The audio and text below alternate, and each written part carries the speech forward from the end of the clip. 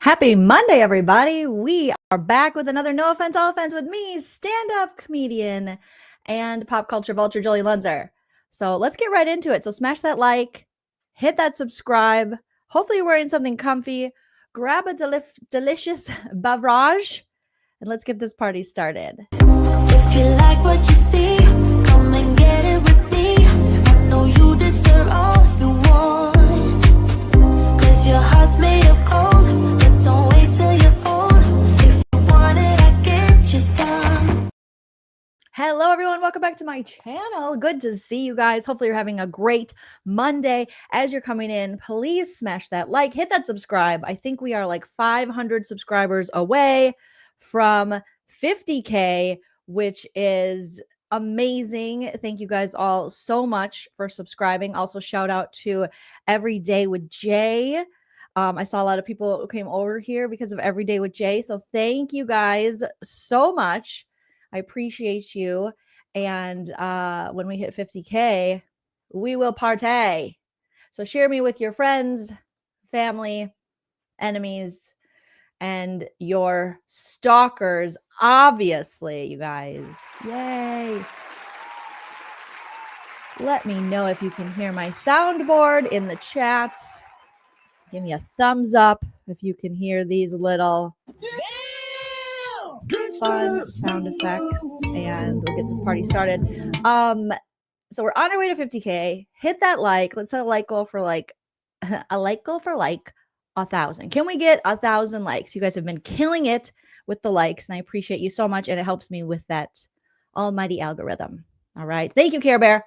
And if we could drop Every Day with Jay's channel, I will grab it here. I don't want to make my mods do this. I should have had it set up, and I will also put it I will put her link in the description of this video too.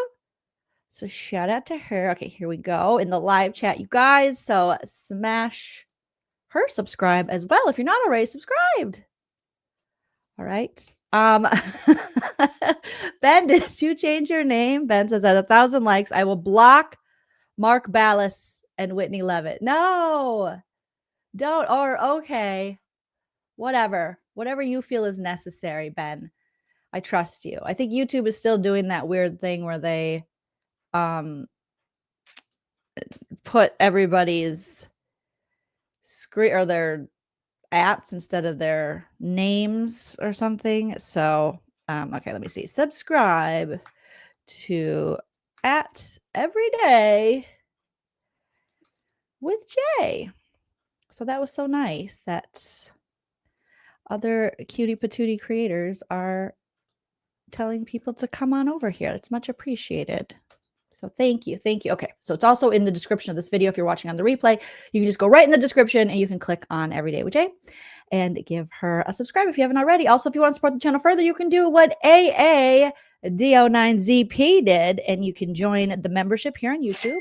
There's also a Patreon if you prefer Patreon, and links for that is in the description.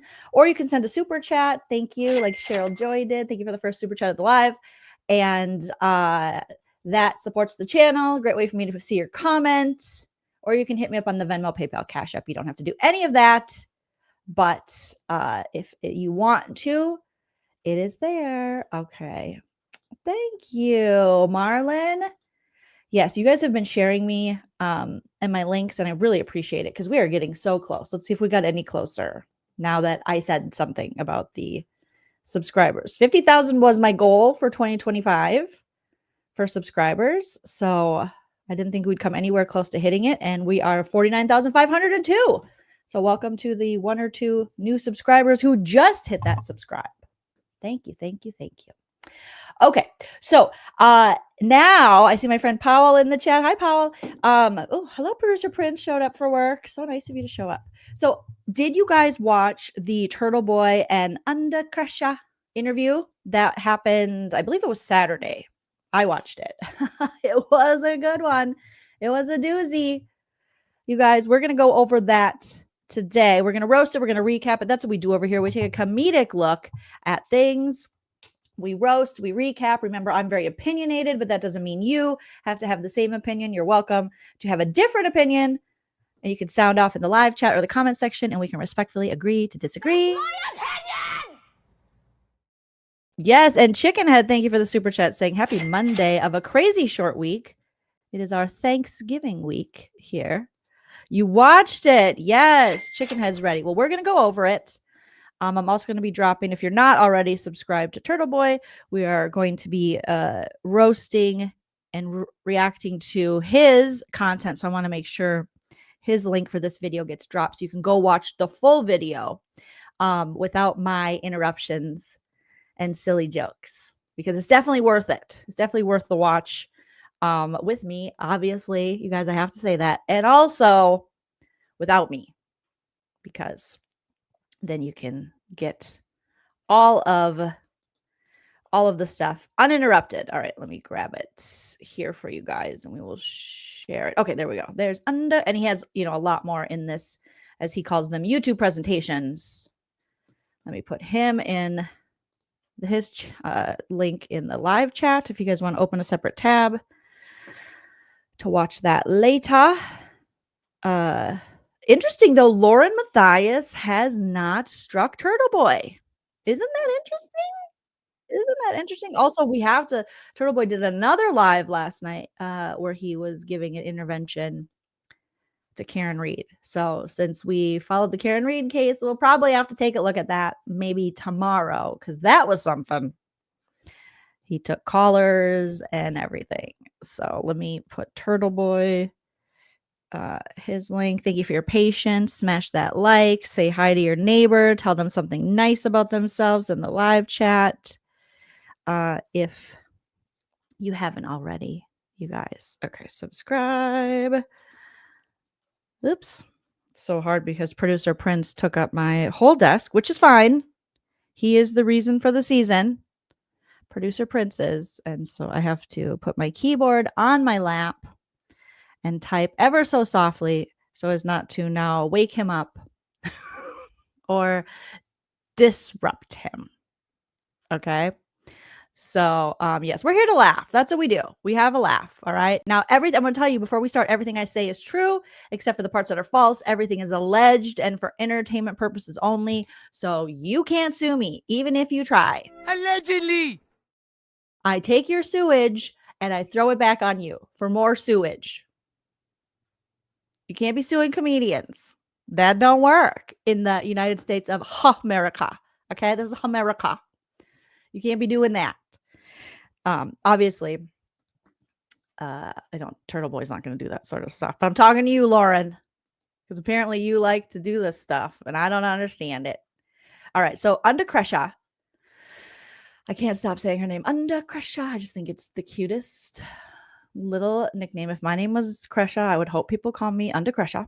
She was on the Turtleboy presentation. And this is a big smack in the face to LaurenMatthias, who copyright struck Kresha, Under Kresha, aka Difficult Research, has a channel, and her being a family member of the Daybell victims. And they used, she didn't even, to find out in this interview, she didn't even use the audio. She used one of LaurenMatthias's and John Matthias's videos from Hidden True Crime to talk to her mom, Kay, and to kind of give their, I think, experience with Lauren, because remember, Lauren is a big advocate for the victims. She doesn't just exploit them and make money off them, you guys. She cares about them. She cares about them a lot, clearly. So much so that she'll copyright strike them and get rid of their videos and then take them to court. She cares about victims of tragic crimes.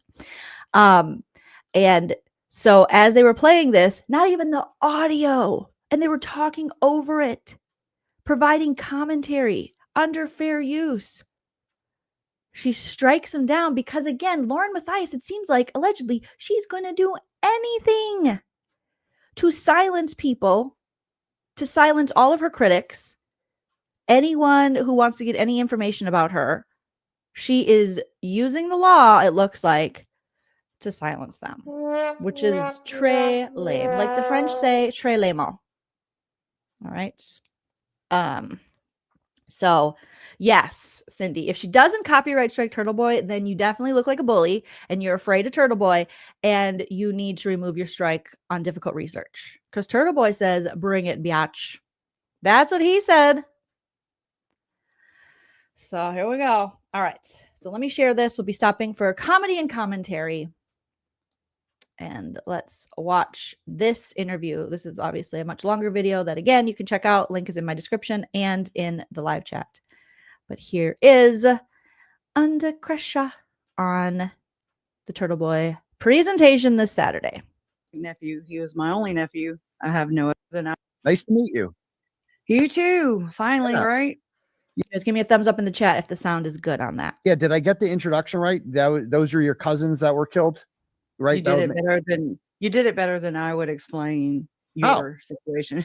So, well, JJ is he was my nephew. He was my only nephew. I have no other nieces or nephews that are, I have step, but he was born to my baby brother Todd, who I just adore. Okay, like I've always been really close to my brother.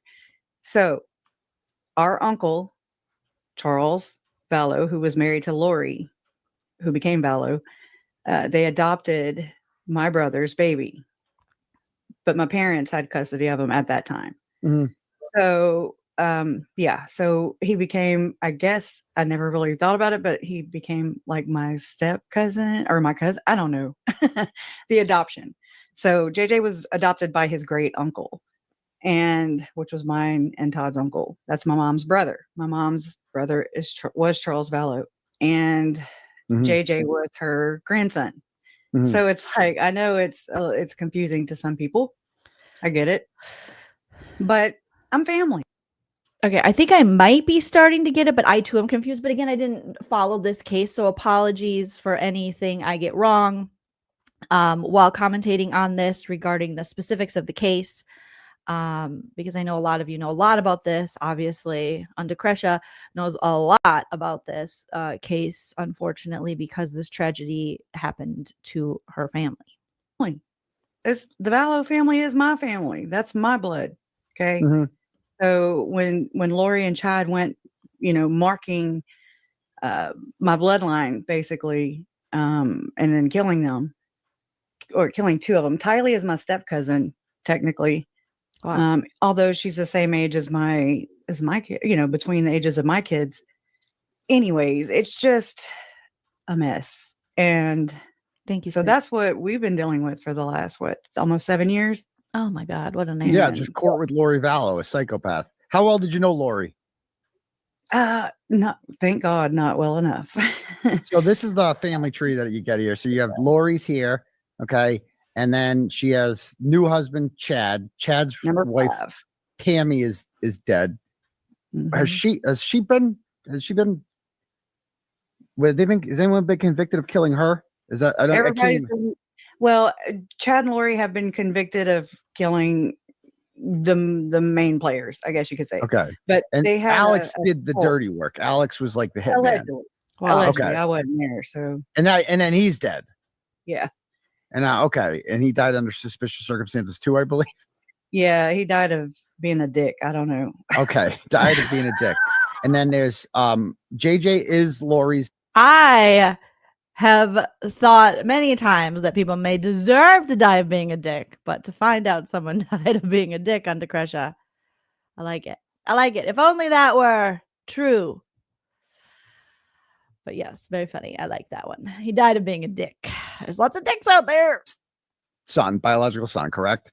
With JJ is. Oh no, he's adopted. He's adopted. I apologize. Yeah. Okay. Yeah, he had autism on top of that. Yep. He was 7 years old when he was murdered.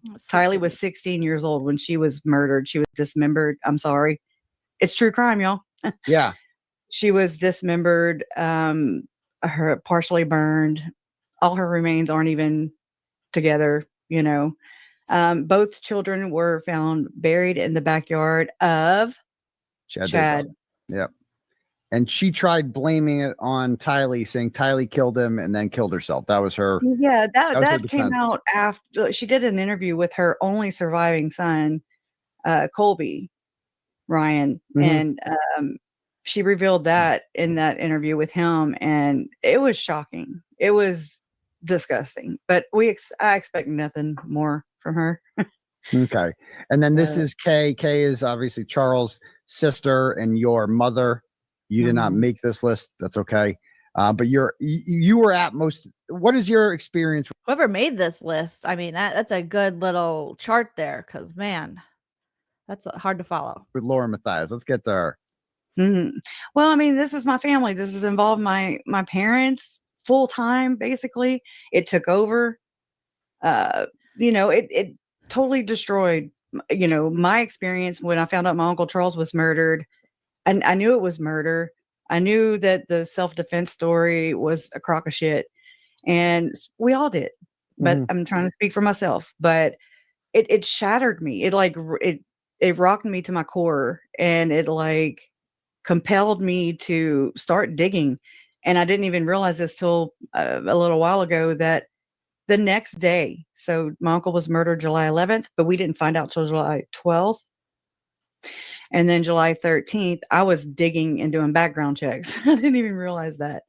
So, I mean, it's crazy. I know a lot of you have followed this case, so you're, well versed in it, but to just see like the amount of loss this family's had is just, it's almost like you can't understand it. You don't want to understand it. It's incomprehensible. It's I was digging into, what is this cult? What are you talking about? What's a cult consist of? How many people are we talking about? Who's all crazy? Well, anyways, if I can just kind of break away from that there, just say, okay, well, since that time, I've been asking, what about the rest of them? What about the rest? Where's the rest of them? Where's this cult? Okay. And some people chalk it off to it being the church that they belong to at the time, and still, which is the Church of Jesus Christ of Latter-day Saints. Okay. It's the LDS Mormon Church. Or they chalk that off to being the cult, or it's just the core group of people around Lori and Chad at the time. However, Lori and Chad are the only ones that are behind bars. My thing and my question still is, what about the rest of them? Because this belief system has been scapegoated onto Chad and Lori. And it's not. That's why I think we're seeing what we're seeing with Lauren, in my opinion. What does the Lauren have to do with it? The same like-minded behavior, like the same mentality, the same kind of justification of doing things and blaming people, being a victim, playing the victim all the time. So you think this is endemic of all Mormons? Oh yeah. Well, really? At least right here in this one. Yeah. In this I call it the Mormodor, because it's like, the Bible Belt, but the Mormodor, which is all the way from Mexico to Idaho. We don't have many Mormons around here, so I can't really. Me neither. They done. I didn't know any Mormons in Minnesota. I don't think. I know Jehovah's Witnesses, and I just felt bad for the Jehovah's. Even Prince was a Jehovah, because they couldn't celebrate their birthdays. And I was like, can't we have a secret party for you? No. So LaurenMatthias advertises herself as kind of like a advocate for victims. She said she had to leave her her brother was in a coma. The guy that she got, well, after he died, she got some semen out of him. I can't. It's inappropriate. I never want to hear about anyone's brother's semen for the rest of my life. The semen will follow us to our deaths. We will die thinking and knowing about the semen. We need to eternal sunshine of the spotless mind, the semen, the brother semen from our brains. It gives a whole new meaning to sister wives, brother semen. I don't like it. I don't want to see him, the brother semen. She said she was allegedly. She said allegedly. There's nothing normal about that. But while he was still alive, she left his bedside to be by in the court. Could you guys have survived? Like, what would you have done without LaurenMatthias? I don't know. I don't think so. I don't think we could have ever survived without LaurenMatthias. Yeah, that was tough. Must have been tough. That is insane. It's still insane to me. I know we watched the 9 Hour Live. I know we watched the response. I know, the story backwards and forwards, I feel like now. But the fact that Lauren thinks that not being at her dying family member's bedside or being there for them, because it was more important, because she was so important that she had to be at these trials of people that were not her family. And I would argue, Lauren, you think she wanted to make it like some altruistic thing, like she was just, I just something that was so important to me and I was helping. But would you have been there if these cases did not make you money? And I refuse to believe that she would have been there and missed all this had this not been a money-making venture with her Hidden True Crime podcast. But I mean, go to your families. Go to your families. Now, did she sit with you guys in court, or is she using that as a way to get in court? More of a name dropper, in my opinion. Like, that's what it's felt like to me. And, there were times whenever I would be watching her live streams. Okay. She would have Lori Hellis on. Lori Hellis was an attorney, a retired attorney at the time, or still. And she decided to write a book about the case, which, okay, whatever. You can't stop these things. These things are going to happen. It's not great, but it's also, you can't stop it. Mm-hmm. I'm not a control freak, but I'm going to stand for the rights of my murdered family members and for my family, period.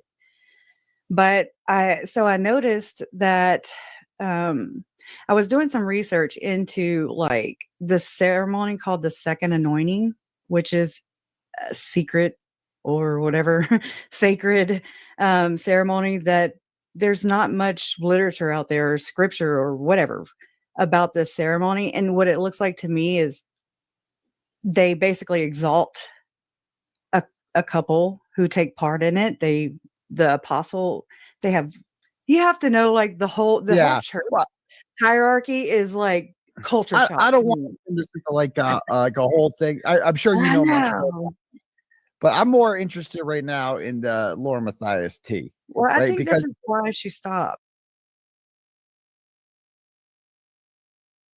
All right, Prince's nail. Producer Prince just got stuck on the microphone. There's no catnip on it. He's just obsessed with biting, chewing, jumping on the mic. He's just a star, okay? He has main character energy, and that's how it is. So we just had to get him his nail undone. So he's okay. Let's keep going. Thank you, Prince. I think this is why he comes at me. Oh, you think so? Because so this is what is this? You sent me this. What is this thing that I'm looking at here? This is the initial one. Okay, so me and my mom, actually, I went live on October 26, 2025, and did a live stream where I brought my mom up, and then this woman named Awen Reese, who was also derailed and ran off the platform. Yeah, I saw her stream. Mm-hmm. She's the other part of the story.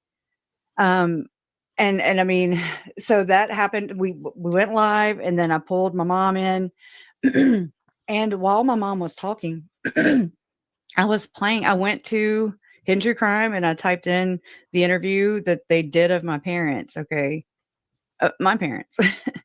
And I wish I wouldn't have done it now, but I'm also kind of like, oh, well, I mean, because it really does expose her even more and it also validates the shit I'm talking about, because this is the level of the human being that I've been dealing with for years.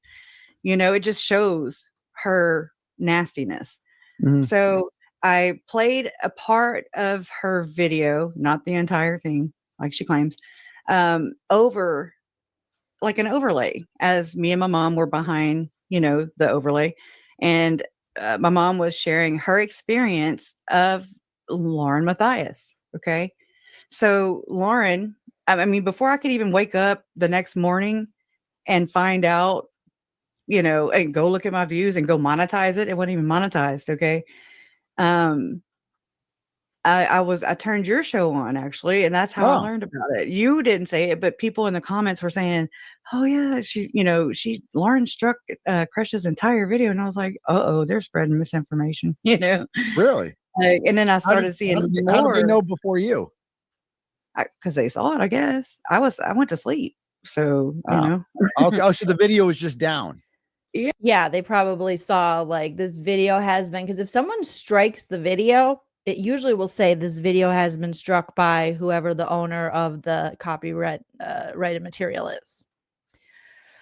So it would have said Hidden True Crime LaurenMatthias, however it was filed. Now with a privacy complaint, I don't know if those show up the same, but yeah, that's how they would have known. Yeah, Oh, like so you let me just to have this clear. So she streamed, or you streamed on your channel of portions of her interview of your family. she got me for a 17-minute and 42-second clip. Did you comment on it? Over. Is it- Yeah, it was playing and my it- mom was talking behind it. Isn't that fair use? Isn't that aren't you One allowed would to- think. One would think. And did That's you why I appeal it? played Did it. you appeal it? Yes, Did you win? I did. Well, no, because Lauren's doubling down. Ugh. Okay. I sent in, I got the copyright. That's what this is. removal. That this is the title It's the work. second part, you know, like the Larry first Woodcock part. breaks down Mhm. over JJ Vallow's murder, an interview with Kay and Larry Woodcock. That's what they're talking about there. Yep.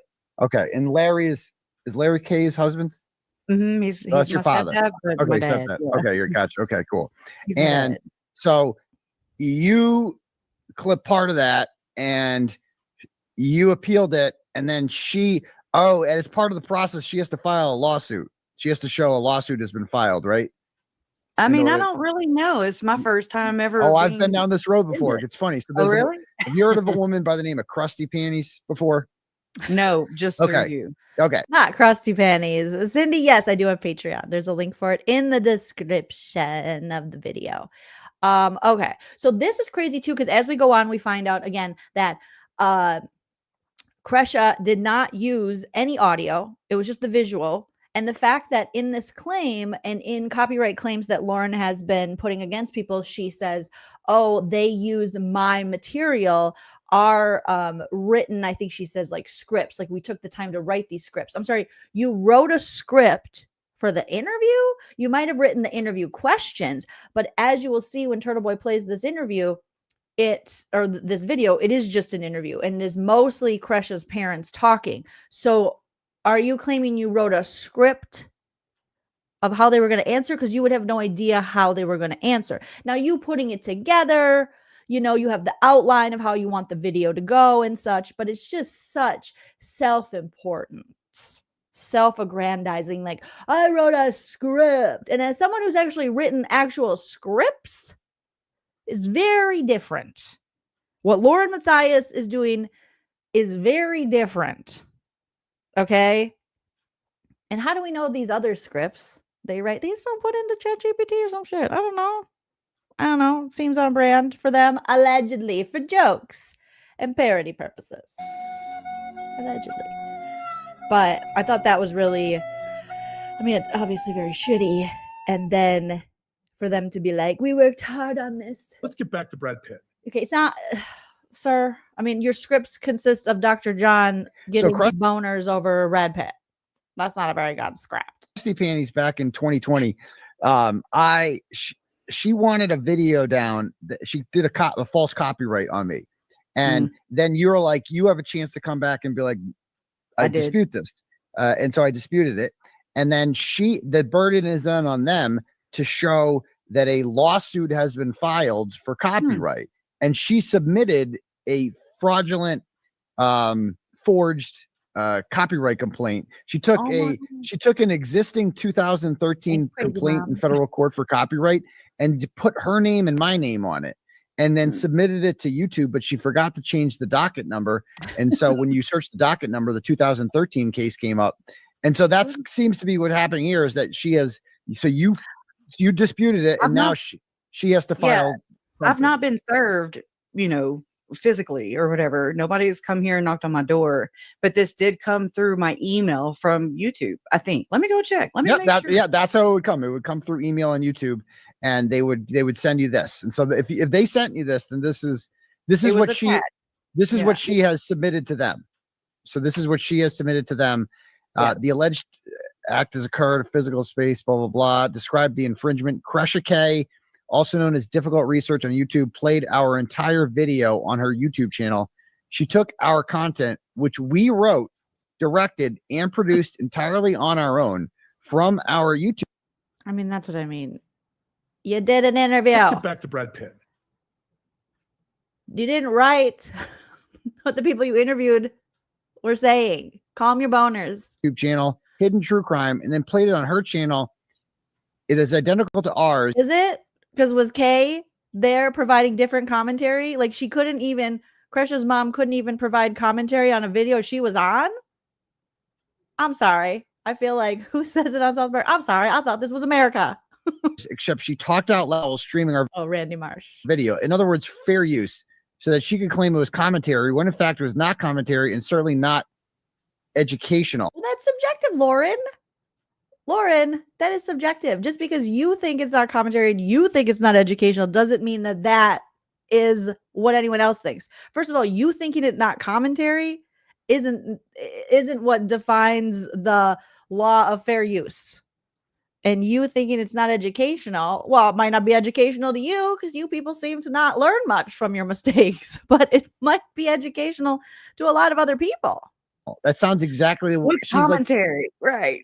She's defining commentary there. Like she's like, she's saying that it's not. She took our content, which we wrote and produced, blah, blah, blah, and then played it on a channel. Is except she talked out loud while streaming the video. Oh, thank you. Like you mean like commentary. Right. That's like, how is that not commentary and not educational? What does that mean? She was hoping that Kresha and her family would be, so new to this that they wouldn't maybe fight back or know the law or understand. And this would just be really scary and scare them, which is so shitty to do, Lauren. This is really shitty. It has to be. That's so petty and certainly not educational. Does it have to be educational? Does it have to be educational? Listen, I've seen a couple of the Hidden True Crime videos, and I'll tell you, I didn't learn nothing. Okay, if anything, I got dumber. There you go. And that's my opinion. Lots of people learned. They told me they learned so much off of it.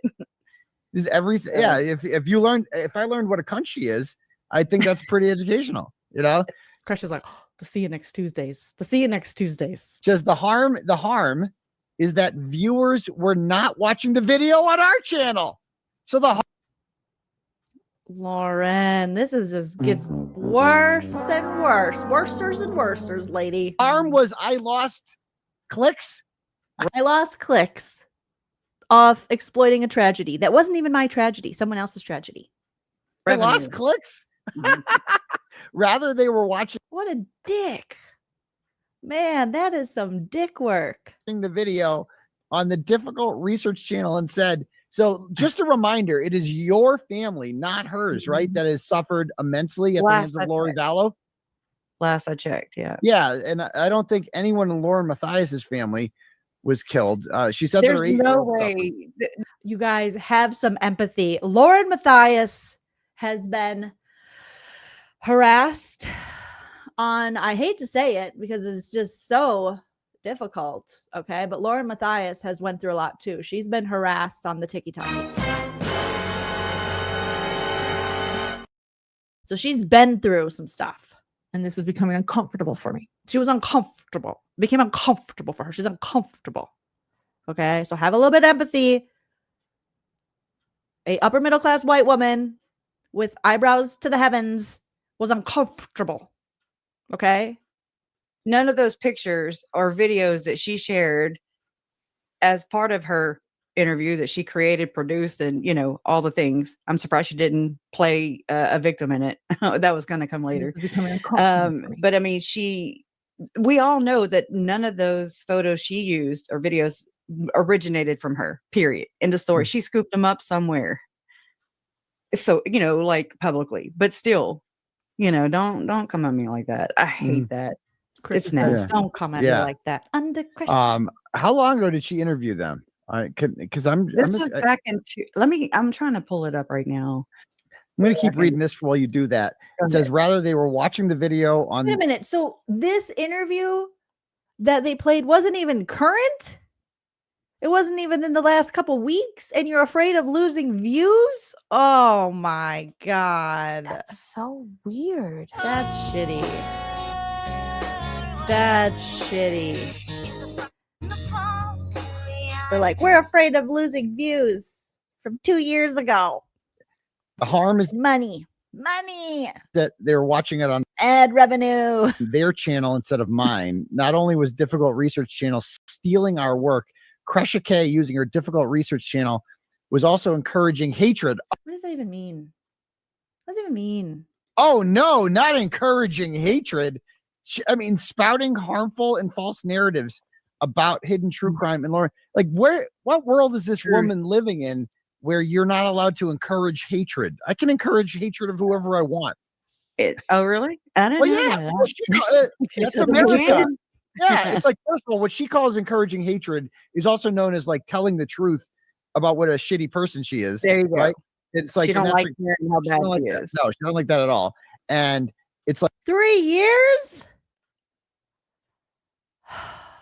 It's Christian conservative terrorists. It's porno flicks. It's the East Coast. No, it's the West Coast. It's public schools. It's asbestos. The It's video is ventilated. from It's 3 years ago, Sally Doll.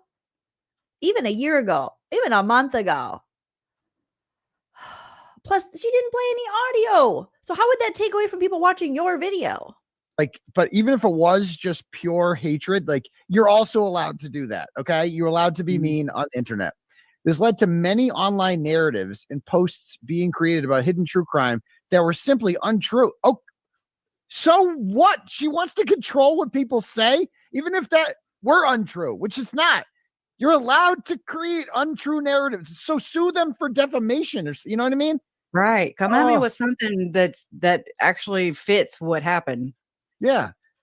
Okay. Oh, is this the actual It was May 27, 2022, and she had gotten like 24,000 views. That's what it's at right now. 24,247 views.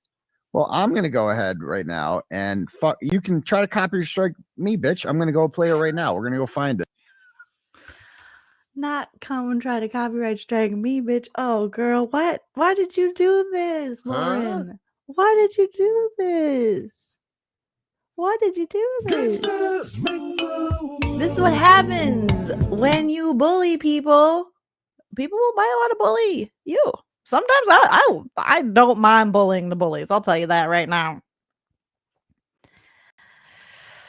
Oh, copyright strike me, bitch. That's what he said. He said, copyright strike me, bitch. He said, come get this. Come get this. Call Jen McCabe. Come get this. And I want to see some of this. So when was it? It was 2. Here, I can send it to you backstage if you want. Oh, me to. that'd be great. Yeah. Yeah. Okay, that'd be So now he's going to play it with the audio for so many more people. Turtleboy's video. Let's see what his video's at. Your original video got, what, 24,000 views? He's got 58,000 views. Ma'am, you guys are not good at this. He's got 5,000 likes on it. Let's see how many comments. Oh, good Lord, 699. Are you out of your mind? Like, oh my God. Oh my God. You guys really shit the bed on this one. It's inappropriate. No. This is what happens though when you pick on people thinking you can get away with it. People that you've made money off their tragedies. You're like a freaking, I think someone might have said it in this thing, but you're like a tragedy pimp. It's gross. great. Let's see. Let me squirm my way back over there. Oh God, there's her fat husband. Not the That guy needs to exercise. Yeah. Dr. John. Oh my God, it's I can't with Dr. John. Poor Dr. John. He's got high blood pressure. His Fitbit's been broken. I use that excuse all the time for not working out. Oh, my Apple Watch, something's wrong with it. Something's wrong with the fitness app. I know I ran today at least some miles. It's not his fault. he's the real problem in my opinion. To me, she made a lot more sense when I watched their stream like together, because it was like, oh, this guy is like encouraging this shit and like, you know, egging it on. Like, this guy's the problem. I could tell right away. Yeah. All right. So let me does switch. suck. Let's go to this video. Let's go watch I some of sent this. it. I got it in the background. Here we go. Okay. So this is the video. So it's like a 20-minute video. Well, And- and it was, she showed like all our photos. I've never seen her mom before, but she's so cute. Kay is and she looks so young. How's her mom look so young? And then there's her dad. There's under Kresha's dad. or a lot of photos Her mom is so cute. and videos. And She wears her little t-shirts like Nana does, like my mama. anyways, yeah. Over the top. Them, and we posted the Look at Dr. John at his own table. Look at Lauren standing back there like a creep. Looking like fucking Slender Man back there. What are you doing, lady? She's back there like this. I know this is a very vulnerable time for you. But I got to get the up and down vertical for our socials. Like, you people are sick. You're sick. I'm sorry, you're sick.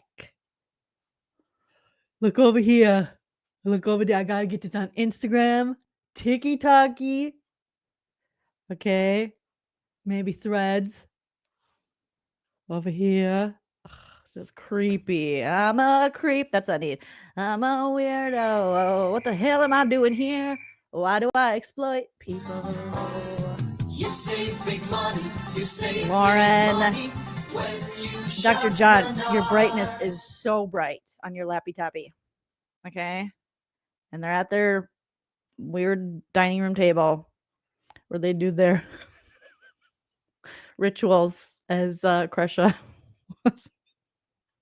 I can't. As Kresha was explaining the rituals. picture that who took it? Did you take it? Kate? Oh, Kate my took it. God. Kate took it. She's got the selfie arms. She was the one that pulled it off. Oh I my couldn't fit anyone God. in. I would, I don't care if Dr. John was my husband. I would cut him out of this picture. That looks like an overgrown elderly toddler who's looking for his sippy cup. I can't. Okay. Look how cute Kresha's dad is in the back. And Dr. John's like, no, sir. No. Mm-mm. We gotta work on that. That's Kay. Yep. My mom Okay. posted that on her Facebook. Okay, and that's Larry. Okay, She likes to go to the casino, so she does remind me of Nana. look at these guys. Just oh my And god. Kay Right, losers. said, hold on, I got granddaughters of Tommy.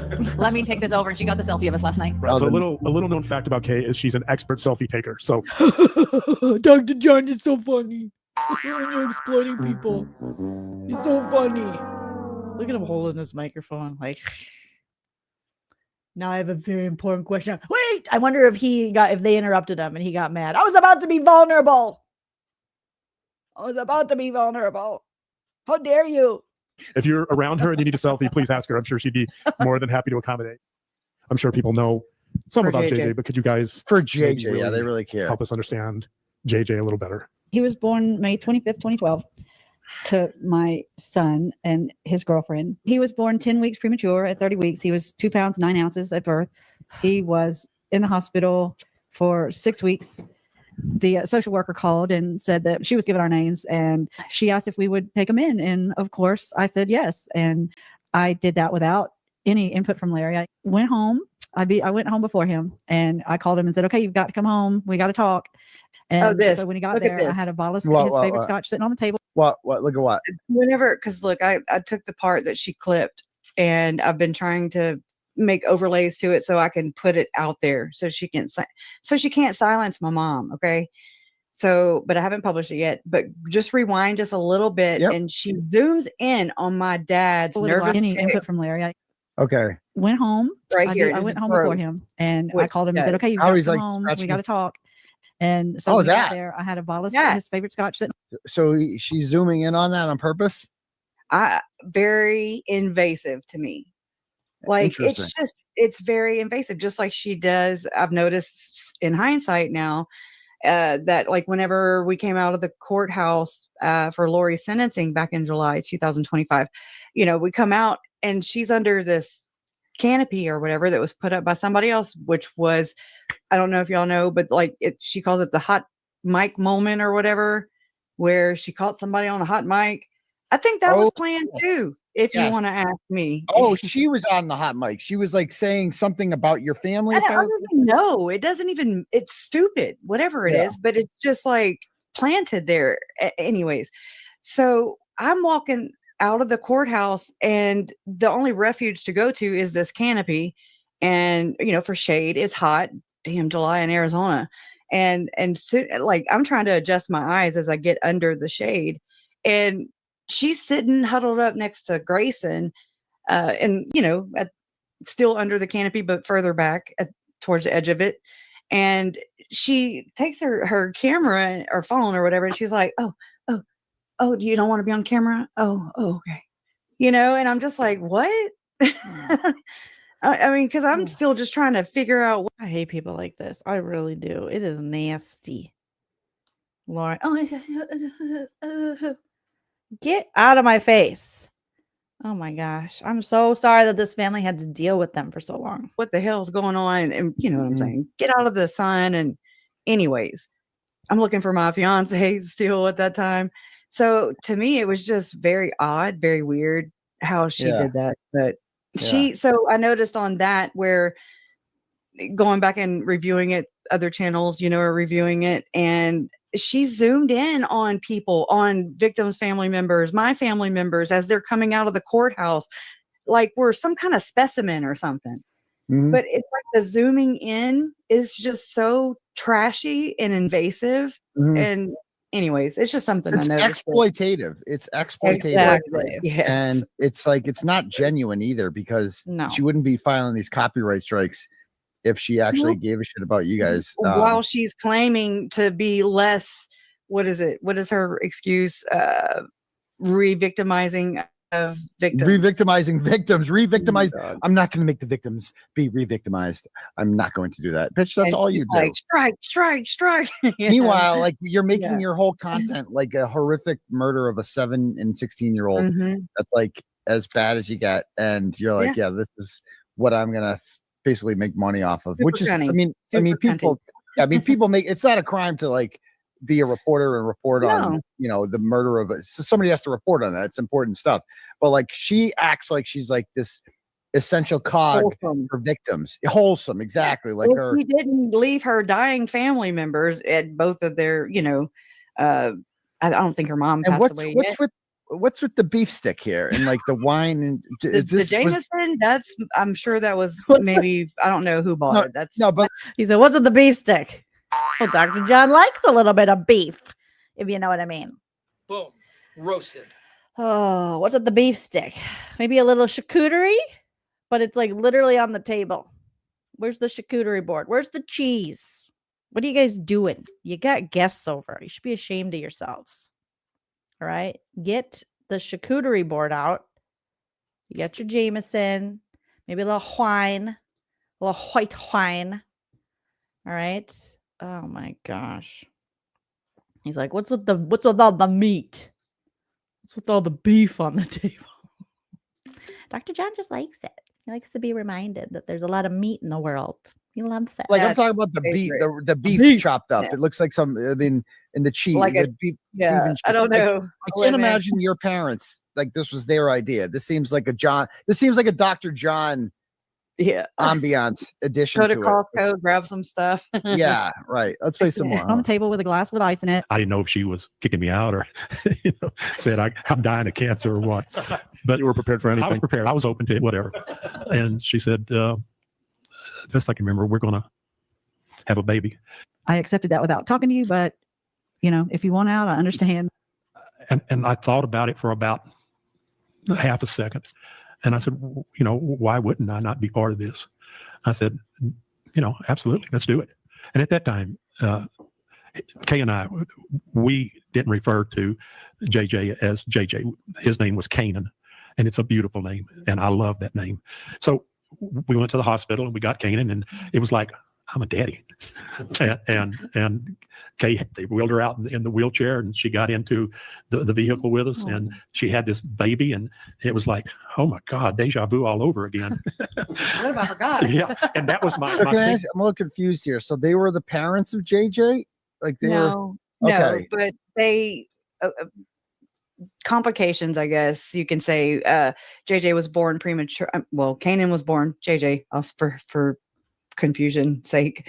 Dr. John, he's like Arby's. He likes the meats. Boom. Roasted. All right. That's what he likes. He likes a thick stick of sausage. Dr. John goes, Lauren, do you got any sausage in the house? I need a thick stick of Stop it, Jolene. Stop it. I can't. because I know it's true. Girl, you know it's true. Girl. Dr. John, he loves meat. Yeah. Do. Yes, you know it's true. Girl. Yes. FYI. Colleen says, oh my God, it's Linda Tripp. Dr. John's also Linda Tripp. So he's like, let me interview you. I'm a doctor. I'm the doctoriest doctor that ever doctored. Let me interview you. And they're like, fine, whatever. Whatever, John. All right, Grayson's just pissed. She wasn't there yet. I don't think maybe she didn't work for them yet or something. She wants to be there. Grayson's like, what about me? It isn't fair. I want to exploit victims. I want my share. Can't you see? I'm the #1 producer for Lauren and her best friend and her nanny and her cult member. And I live in the basement and we're codependent. Yeah. All right. So now let's get back to it, you guys. Stop being silly. Stop being silly, you guys. This is serious. JJ was born with He's such a cute baby. drugs in his system. So automatically it stripped the rights of my brother's long-term girlfriend, JJ's mom. And then my brother just so happened to have some old charge or whatever. They arrested him. And so he was in jail at this very time, and it was just like, holy crap. And so while he was in jail and Mandy had lost her rights, they became temporary guardians of JJ. And but Charles was the adopted father of JJ. Okay. Okay. So Lori too. But they didn't. not. But Kay it sounds like Kay adopted. Kay and Larry. I don't really know. I haven't even been able to get to that yet. Okay. It's just because all this other crap happened, and before that, I just really wasn't at the top of my list. So yeah, they're playing the whole thing about JJ here, and the sappy music. He had the whole. I wanted so much his potential. Okay, because of a self-serving mother. This is such a tragedy on so many perspectives. JJ's She message. missed such an opportunity. So this is all about to be probably one of their story, the happiest mom that could be. So this is just her monetizing someone else's story, basically. So it sounds like they're doing most of the talking in this video. They're talking about JJ because I felt like JJ's potential, a great young man.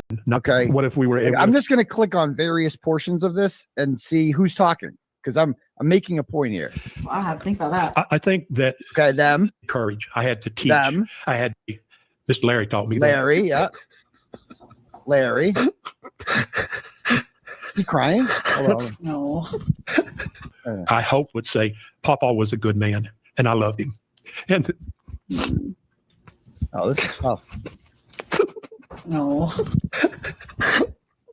It's heavy. It is. It's murder. I'm sorry. It's okay. I mean, turn the damn things off, though. Okay, that's what I'm saying, Lauren. Turn the shit off. We don't not need zoom in and amplify the audio. Yeah, that's we don't. What I'm talking about. That's exploitative. And so when you covered this stream, right? You shared. You're doing what I'm doing right now and sharing no it. Audio. Oh, no audio. None. Oh, so I'm doing more than you did. I mean, again, no audio. Like, that is insane. That they would strike her for her family. Now, this is vulnerability, Dr. John, in case you needed to know what real vulnerability is. This is that. You too, Lauren. When you guys preach about we're being vulnerable, look at us. As you're trying to silence a former friend from making tiki-talkies, this is real vulnerability. Is a family sharing their story. This immensely tragic story of the biggest loss you could ever go through. This is vulnerability, not whatever the fuck you two think you're doing in your performative BS. But you definitely will monetize other people's vulnerability and then your own performative vulnerability. even You're doing way I'm extra way here. more copyright. Okay. Yeah. All right. Gotcha. Oh, she's definitely going to try to strike me. But will she? She hasn't come after me at all. I think she's like scared of me. It's bizarre. I don't think she wants any piece of the turtle. It's bizarre. But like I other said, I people, told you I clipped that part of you from, you weren't even talking about LaurenMatthias or whatever. And you were like, come on, please sue me, please. oh, the McAlberts. Yeah, the McAlberts. And I was like, I want let them me to sue me clip that bad. because, Yeah. oh my God, I feel like I'm going to need this in the future. Yeah, this is You know? really exploitative. Like we didn't need all that. Like I'm Mm-mm. sorry that Larry had to experience that. But even airing that just seems dirty. It just It's seems dirty. exploitative. It's a dirty move from this dirty guy right here. This dirty ass couple. You know? Mom is in the chat, by the way. Oh, she is. Okay. How does she feel about all this? Is she? I mean, it's she's just obviously she welcomed Lauren into her home, and well, no, they went to her home. They went to, my parents like to go to Vegas. It is what it is. yeah, but they And obviously. Hell yeah, girl. So do mine. My parents like to go to Laughlin. They like to go to Vegas. They like to go to the Treasure Island Casino in Minnesota. They like it. He had a decent relationship with her at one point, no? yeah, and I actually tried to warn my mom about Lauren and Lori Hellis at that time, while we were in Rexburg, Idaho, for one of Lori's. I think she had just became. I think this is the right one. She had just became competent. Okay, and so finally, she gets to be read her charges, and anyways, and I tried to tell my mom, but I mean, it sucks because it's like I didn't have concrete evidence. It just seemed like some bullshit was going on. And I mean, again, I'm dealing with murders and all this stuff. My parents are dealing with murders and all this stuff and the losses and everything else, and I mean, you're just trying to breathe. You're just trying to freaking take your next breath. But you have all these little bitches in the background who are sitting there orchestrating things and possibly jeopardizing a case, where the Jeopardizing defendant how are walk they free. How are they That's jeopardizing a case? Well, I don't want to pounce on this part too much because it still is an appeal issue if you think about it. And so I'm trying to stay away from it. Okay. But I mean, it could possibly be where Does your mother want to come on, by the way? Is that something she's interested? She said no. She told me no. But I mean, she's more than welcome. The invitation is open whenever she wants to. So, but I feel I never want to speak for her. Just know you're that. right. Well, if she wants to come on, feel free to extend the invite to her. But yeah, so let me play some more of this, and just so this is. I'm just gonna again jump to again the crying part. I mean, I'm gonna see how many seconds the crying lasts for, like how long he plays it for. That's interesting. I hope would say Papa was a good man and I loved him. And okay, so 9:22 he starts crying. Okay.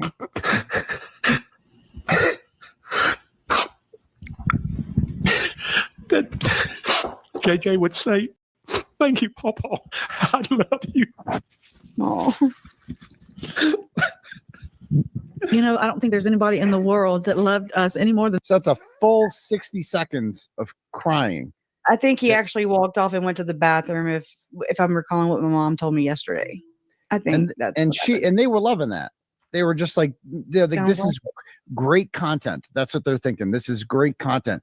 That's the kind of stuff that people like her thrive off of. It's just like because it's feelings. It's pulling at people's heartstrings, and then it opens up the purse strings, and then everybody. That's how they kind of envelop themselves, or what is it called? Ingratiate themselves into the story, and then they become the victim. Yeah. I've seen it so many times. I watch all kinds of people from big network productions to documentaries to the smallest YouTubers. Okay. I appreciate it. I go around actively seeking and listening to other people's perspectives on this because I find it adds value to me. Like it gives me new perspectives and things I would have never thought of. It takes a damn village. And so I've seen who blurs the line, who hijacks it for themselves, turning and just doing the pity thing, you know. Them poor victims, you know. Oh my God. And then they're like, oh, thank you for the whatever super chat. Thank you for the Yeah, exactly. They're like, oh my God, that's so sad. Thank you for the 10.99. Oh my God, you guys. donut. I know, right? Oh my Yeah. God. It's gross. Exactly. and it's on like Kresha. they use that as like a power thing to be like, Mhm. I'm with the victims. You're not. You don't care about victims. I'm with the Right. victims. I stand with I'm the sitting victims here of course. doing this. I'm telling their story. Well, goody. It's become part of their brand. You know, it's like a marketing grift for them. Like, we're here for the victims, except for when we sue the victims for copyright and take down their videos when they're trying to share their own voice on their own channel. But when they are showing it on our channel and loving us and making us money, we're here for the victims. But when they stray and try to do their own thing, well, then they can go fuck themselves. Goody gumdrops, you know, tell me something else. And I think it's in Lori Vallow's case, it's easy because she's quite clearly Yeah. guilty, right? Like she's a Yeah. very guilty person. So it's really easy. And I see that, what's his name? The guy, Joel Waldman, he does this with the Adelsons family. Like he gets creepily close to the Adelsons to the point where he's like sitting with them in court and like almost uses them. It's kind of gross, I think. Yeah. And we saw it like with so I got big into the Karen Reed case. I don't know how much you followed that. Did you see I much of watched that? a documentary the other day, or I don't even. Exactly. Lindsay Hendricks says exactly. Then they then feel the victims become exclusive to them and their channel. They feel ownership over the victims. They feel entitlement over the victims. It's gross. It's really gross. And Dr. John, this haircut and the wind blowing, ugh. You still are rude nasty for your moves on this YouTube game, but this is the hair you need to have, sir. Okay. Let's get back to Brad Pitt. You want to say what it is because people are like, you know. Well, there's only one McDot- documentary. McDots or something, or Oh, dots? microdots. Okay, there you go. Oh, we love microdots around here. We're big. Yeah, Microdots is great. Microdots makes fantastic videos regarding Karen Reed. So shout out to Microdots all day, every day. Like, okay, I get the gist. Yeah. So I didn't want to come in totally blind. So it's different. It's different because with that case, the defendant, in my view, and most of my subscribers, is we're with the defendant. You know what I mean? Yeah. We're on her side. So like it's very different. So, but like I feel like the people who are opposed to us just did exactly what Lauren True Crime and Joel Waldman do, and they just hide behind the victim's family. And they get close. I'm with the I'm better than you because I'm with the victim's family. You know, I'm a good person. I'm right and you're wrong. Exactly. Yeah. I'm a good person. You're a bad because I'm with the victims. Yeah. And it's just how they mask their own shittiness. It's by gross. hiding with the, you know. I've seen this in the Delphi case too. And I mean, again, I wasn't able to. Susan Hendricks did that, you know, big time with the Delphi. Oh God. The Delphi love. I've already dug into what we've, not just me, but collectively, but I'm pulling it together. But the Crime Con thing is disgusting. It's backed by Glenn Beck. And really cool. He is one of my people that are part of this movement with Chad and Lori. And so is Tim Ballard of Operation Underground Railroad, the Sound of Freedom movie. Okay. Everybody was like, oh my God, he's saving children. I'm like, they wrote a movie about him. He didn't do shit. But he got you, you know, to believe this propaganda as this, you know, that's how you see human trafficking. That's not it at all. So the damage is done. Everybody's purses open up. And then they're like, thank you for the super chat. Thank you for the super chat. You know? Come again, you know. It is, you know, it's the Crime Con thing. It's just like, so you guys, I thought it was pretty telling this year at Crime Con how it was all about Delphi, and the Karen Reed. It's like Karen Reed didn't exist. It was the biggest murder trial in the country, and they didn't talk about it because the defendant won. I feel like they're only interested in they should call it, you know, crime conviction, like Crime Con, like that's what crime conviction. That's what it should be called because that's the only thing they like. They don't like acquittals at Crime Con. It's just not their business model. And I was invited to it first, and then because they thought that they could that I could get Karen Reed to come, and when I couldn't do that, and they're like, see you later. Like they were like, we have no use for you anymore. Yeah, that it's always conditional. Scott ties, to it, strings attached. So it's never out of just, oh, gee golly, I just want to share the greater good message, and no bullshit. It's because they want to fluff their resume and go walk around with their chest poked out and like, like it's gross. And I mean, the fact that my parents were invited by Nate Eaton back in 2000, I want to say 20 or 21 to CrimeCon. And I mean, it just, whatever. I don't think that. No, you're not a Nate. You're not a Nate. We talked about this briefly before. You're not a Nate Eaton fan. But I mean, it's not that I just came out like that. It's things that have happened where, I've even met him in person, sat in the little room where he freaking interviews people when me and my mom went up there one time. And anyways, but here you see him on all these interviews or reports or whatever updates about my family's case, where he's saying, oh yeah, I want to interview everybody, family, friends, anybody. And I'm like, my phone's it's dead silent. Right. And I mean, I'm just like, okay, so whatever. And then there was Lori Vallow and Alex Cox's cousin, Megan. She came on the scene all of a sudden. She was a member of the church, but she had deconstructed her faith and left the church allegedly. And she flies up on the scene during Lori's first trial in 2023 in Idaho. And I'm just like, who is this person? And, she's saying the same things that I'm saying. So for those of you guys who are now watching, so Nate Eaton is a reporter from East Idaho News who is, I got to be honest with you, I greatly admire him because I think I really like his brand of journalism of like almost independent renegade journalism where he traveled to Hawaii. He questioned them before they were arrested. Like did shit that I got indicted for, basically, like going up to people, asking them questions who were quite clearly guilty of something and just giving them business. And he did interview her in jail. That was a fucking crazy interview he had with her, like in jail. Although she'll talk to anyone, anything for attention, that woman. But like, I don't know, I like him, so that's my disclaimer. But anyway, so go ahead. I invite everybody to don't like. I'm not saying Nate bad, me good. I'm never saying that. So people do I think they take that and run with it, and I'm just like, that's not what I'm saying. Lauren bad, me good. No. You do your own research. It's empowering. Trust me. I follow the money. When you follow the money and you start to talk about the money, that's when people get pissed off. They're yes, always follow the money. That is what my grandpa, shout out, I know I quote him a lot, but my grandpa Wally, he taught me that young, follow the money and you will see the reason, the root, everything you need to know. Follow the money. Yes, under Kresha. Cognitive dissonance comes in and they're like, oh my God, they can't imagine somebody possibly being corrupted and or compromised because of somebody else's corruption, whatever. I don't know. I followed the money and it goes to this billionaire in Southeast Idaho.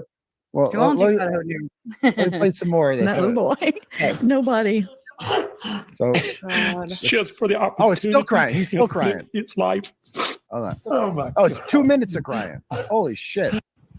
They really fucking aired this? And Jesus. The guy got up and walked away. Her dad got up and walked away. He was so emotional. I feel like that's a point in which, as a journalist, you go, do you want to take a break? Do you want to stop this?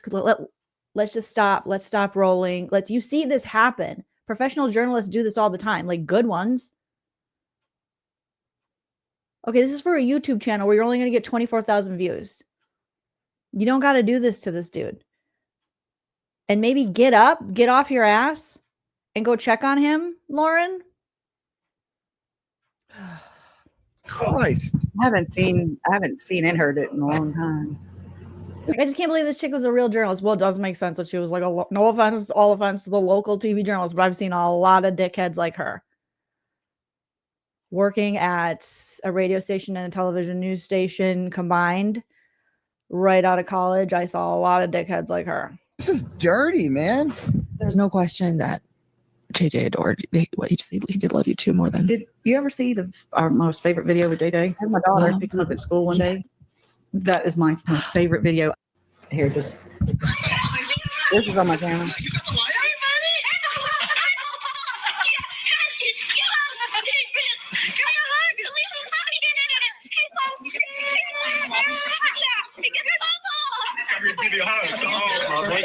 I love you so much. Oh, look how big you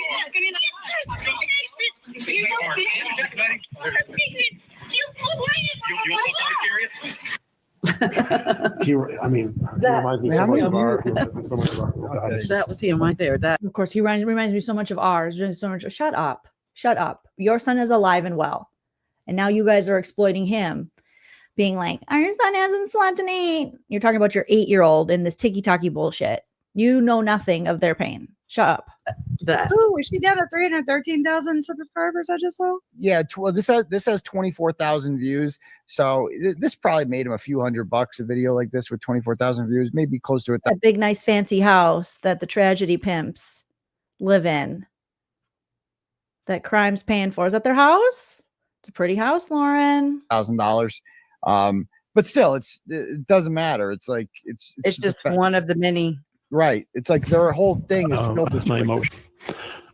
I look at my son. I've never taken the time. So this is dealing with I want emotion. him. I wanted him,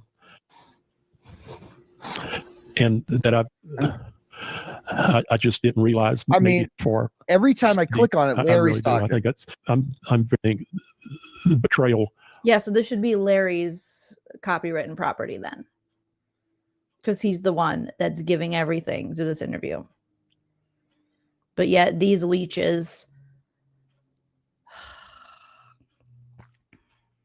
they want to take, they go, this is our intellectual property. This is our art. Is this your art, Lauren? Yuck. Started back when so readily available, different fireworks going on. One thing that, and was what I also want to know. So sorry to interrupt again. How much of this do Lauren, and if they're building all the, the big house you guys are saying they live in these, they're living very well, making money off this hidden true crime and other people's tragedies. How much of their money do they give back? How much of their money go to the victims? How much of their money go to, philanthropic efforts to protect children, the same children whose terrible tragedies and the ones they make money off their demise? Like, how much of their money goes to that? I would just be so curious. And I'm not talking giving it to some fucking church. I'm talking like how much actually goes to help victims of the crimes that they profit off of. I'm just curious if anybody knows that information. This is like, all right. So I didn't listen to the whole thing. I fast forward. Every time I clicked on it, Larry was talking. Okay. And my point here is that, is it really your video or is it Larry's? Like, it's on your channel. And like, for her to then claim only I get to make money off of this other person talking is just wild. Yep.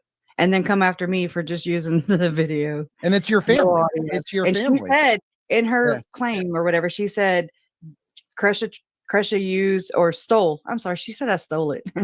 Her entire video. Then she included as her evidence or whatever an MP4, which is audio. I never played one lick of audio, and she even says it and I say it. So I'm just saying, I don't know if she's just shooting at the hip or what. Someone said I don't know. She's like fritzing out. She gave $500 once. Lauren's like, here's $500. Shut up. I got to build a mansion or something. And not thinking things through. I mean, that's crazy. I'm just here. I'm just here for the party. Yeah. So are you familiar with Christina, the girl that she has been going after? I'm familiar with the story. Now I'm way more familiar than I ever wanted to be, but here I am. And look, I was listening to Lauren's 9-hour live because after all this time, since 2021, when I told my mom, hey, I just, about Lauren and Lori Hellis at that time, but I didn't have proof, and it caused a rift between me and my mom. And what caused the rift between you and your mom? Just by me raising that alarm, that flag, to my mom, raising it to her attention. She didn't take my advice. And so I backed off, and it caused a rift because I backed off. And I didn't feel safe with anybody, with anywhere. And especially with what I was researching into the church and the corruption of it. Oh my goodness. Thank you. It's Not Fair 1977 for the super chat. Says, I asked Kresha in a live and she responded that hidden true crime has not given her family any money. How do you justify that? I don't understand how you justify that. After making so much money off of this family and this family's tragedy, like because you invited them to your dumb house and you gave them a stick of meat and they got to listen to Dr. John babble and talk about how great he is. I don't understand how you could not provide them with anything. That's crazy to me. That's crazy. I mean, I don't know how the whole, true crime when it comes to this kind of stuff works, but you would think people who are allegedly doing as well as they are, who this case really was unfortunately quite a moneymaker for hidden true crime, you would think they would give back to the family. But I think that what we've seen from Lauren and John, just the little bit that I've watched them, is they think they're doing everyone a favor by merely existing, going to the trials, and covering this case and story. They think they're special. They're needed. Ugh, yuck. And its involvement in our case. And anyways, it isolates you. It really does. Because you don't know where you can go. You don't know who you can trust. And I mean, there's no handbook on this. There's no person to be like, oh, that's how they did it. Okay. I don't even know what this was. I'm still trying to figure this out at that time. And so when I told them or told my mom, I backed off because I was just like, okay, too late. Her hooks are already in. Lauren's hooks are already in my mom and my dad. Has your mom? Again, I also don't want to hurt them. I don't want to cause. As she's saying this, that her and her mom, it caused dissension between them. It caused a rift. What's the word I'm looking for? That's much like the cults, all the documentaries, and all of the families who are desperately trying to get their family members back from cults. Oh my God, Lauren and John. It just keeps moving like a cult. It gets cultier and cultier and cultier. Every time I watch this, just when I think it can't get cultier, it gets cultier. Any more stress to my parents. So I'm just kind of let it go. It sounds like they've come around though. Yes. Yeah. Like they've seen, so you were right the whole time. I don't even want to be. It's not even about that. I'm just like, as long as you did. Okay. Yeah. We're here now. Sometimes we get fooled by people. I get it. We do. I get it. And so after all that time, it had been since 2021. And this is before me and my mom had kind of made amends. Okay. This is at the 9-hour live stream. So me and my mom just made amends basically. Oh. After that. Right. Before I went live that Sunday that got struck down. Okay. So during the 9-hour live, I showed up. It was 55 minutes into it already. So I didn't stay there for the whole 9 hours, but damn near. Right. My eyes were blurry by the time the end of it. Yeah, I know. Right. Oh my God. My comments. Oh, I love you, Kresha. I love you. Oh, she did? Mm-hmm. Were your comments negative or positive that she pinned? They were supportive. I remember seeing Difficult Research, aka Under Kresha, in the 9-hour. Reality TV CJ says Lauren thinks she solved it. I think she does. I think you're right. Reality TV CJ. She does think she solved it. She thinks she's more important than she is. Again, the ego. Oh my God. There is someone in the chat who has commented before, the ego is not your amigo. And I think that is brilliant. So cute. But it's true. The ego is not your amigo. Supportive. Oh, okay. Okay. Because the hidden she germ looked like she was in distress. I want to believe victims because that's what I preach, right? Yeah. I want to believe victims, and we should until they give you a reason not to. Right. And that's as soon as that was done, and I got some damn sleep after all that damn work day, right? That's the whole damn work shift. I went to sleep, woke up, and then I started to watch other creators dissecting it. And this is what I do for all of Lori and Chad's stuff.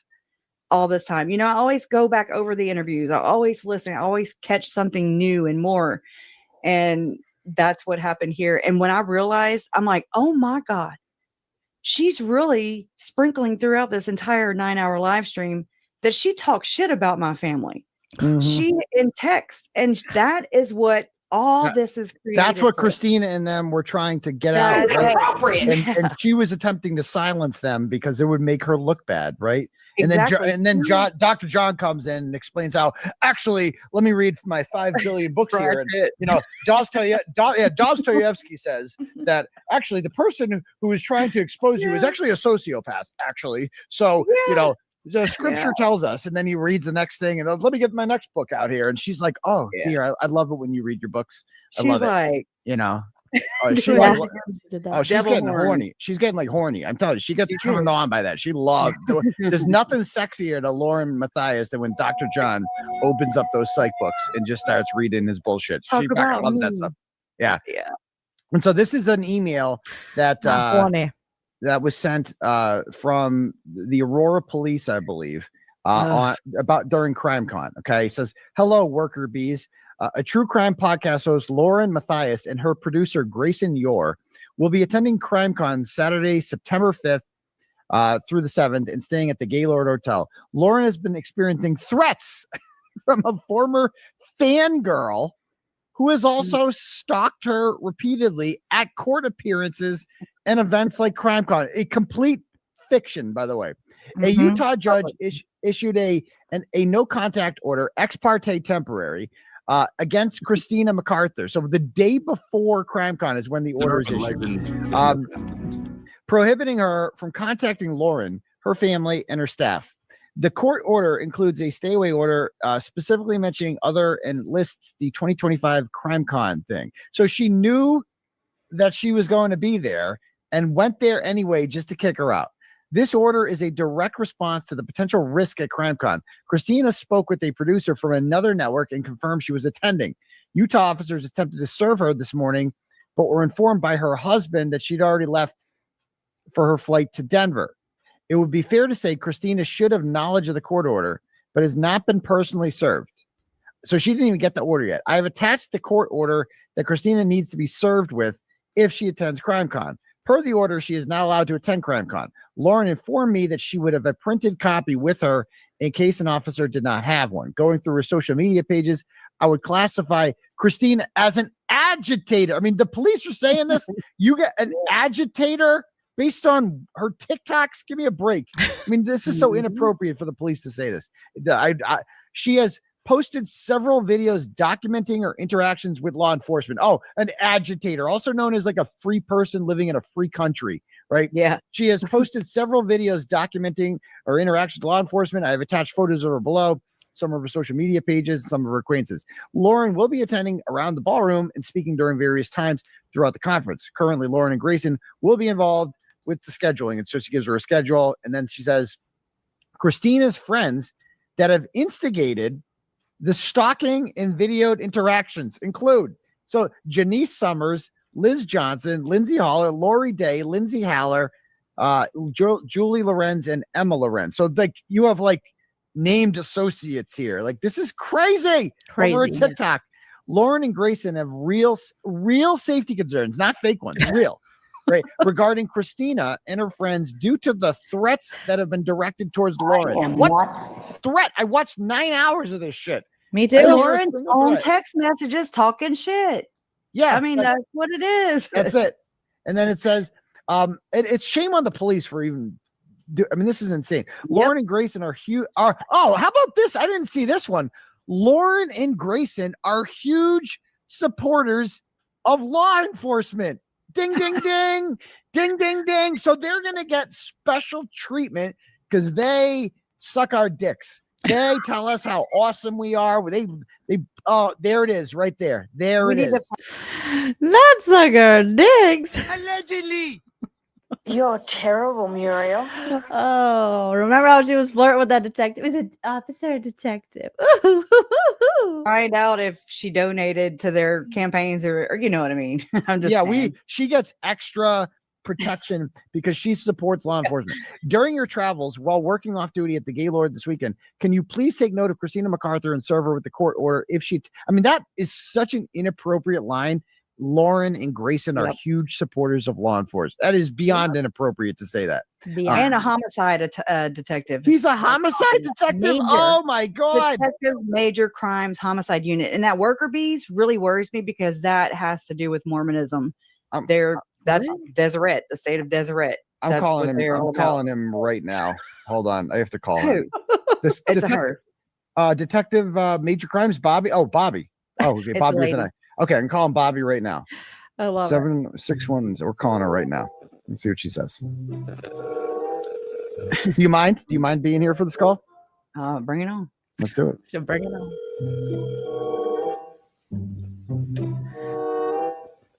Pick up the phone, Bobby. We want to talk to you, Bobby. This is nuts.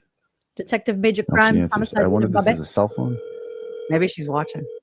Hi, you have reached Detective Olson with your work. We are in major crimes, homicide. Oh, major crimes. On my desk, so please leave your name, Major. phone number, and a case number if it applies, and I will get back to you upon my return. Thank you. Record your message at the tone. When you are finished, hang up or press pound for more options. Hi, this is for Detective Bobby with an I. This is Aiden Carney from Turtleboy Daily News calling. I understand that you are the lead detective for Major Crimes Homicide Unit in the city of Aurora, Colorado. And I understand a major crime that was committed in your vicinity was that a woman who makes TikToks went to a crime convention that she paid for. And I'm reading an email right now that you sent in which you said that you guys were going to find this lady, Christina MacArthur, because she makes really dangerous TikToks. And I was kind of looking for a comment from you about what particularly was dangerous about the TikToks, what was threatening about them. I also noticed that you say in the email that Lauren and Grayson, who are totally normal people, by the way, just totally, Grayson is totally not like in a cult or anything like that. That why, and she doesn't look like she has a paper plate face or anything like that either. You said that they're huge supporters of law enforcement and thus are more worthy of your protection than anyone else. What did you think it was appropriate to say that? Do you give this sort of protection to people who are, you know, huge supporters of law enforcement, or just people who, in general? Like, do you treat everybody the same, or does your protection of them based on how much they support law enforcement? And how exactly does she support law enforcement? What does she do specifically that makes her a supporter of law enforcement? So I'm just kind of wondering, and now that she's been exposed, that you might have seen my YouTube presentations and other people's, she is a complete fraud. And so your city police department has been completely embarrassed about this. And we're actually live to tape right now. We are doing a show reading your stupid email that you sent out to all sorts of various city officials, warning them about a lady on TikTok. You even put the known associates. You got a whole bunch of really dangerous people like Janice and Lindsay and Lori and the other Lindsay and Liz and Belly flats Janice. Oh my gosh.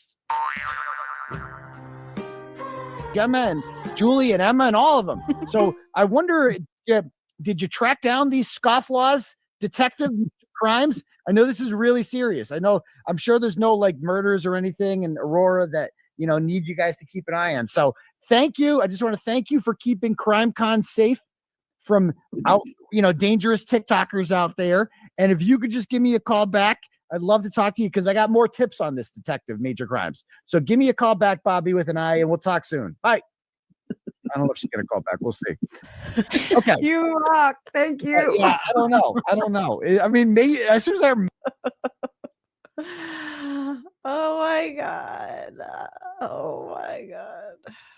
I wish you would call back. Bobby Joe. I wish you'd call back. Won't you call back, Bobby?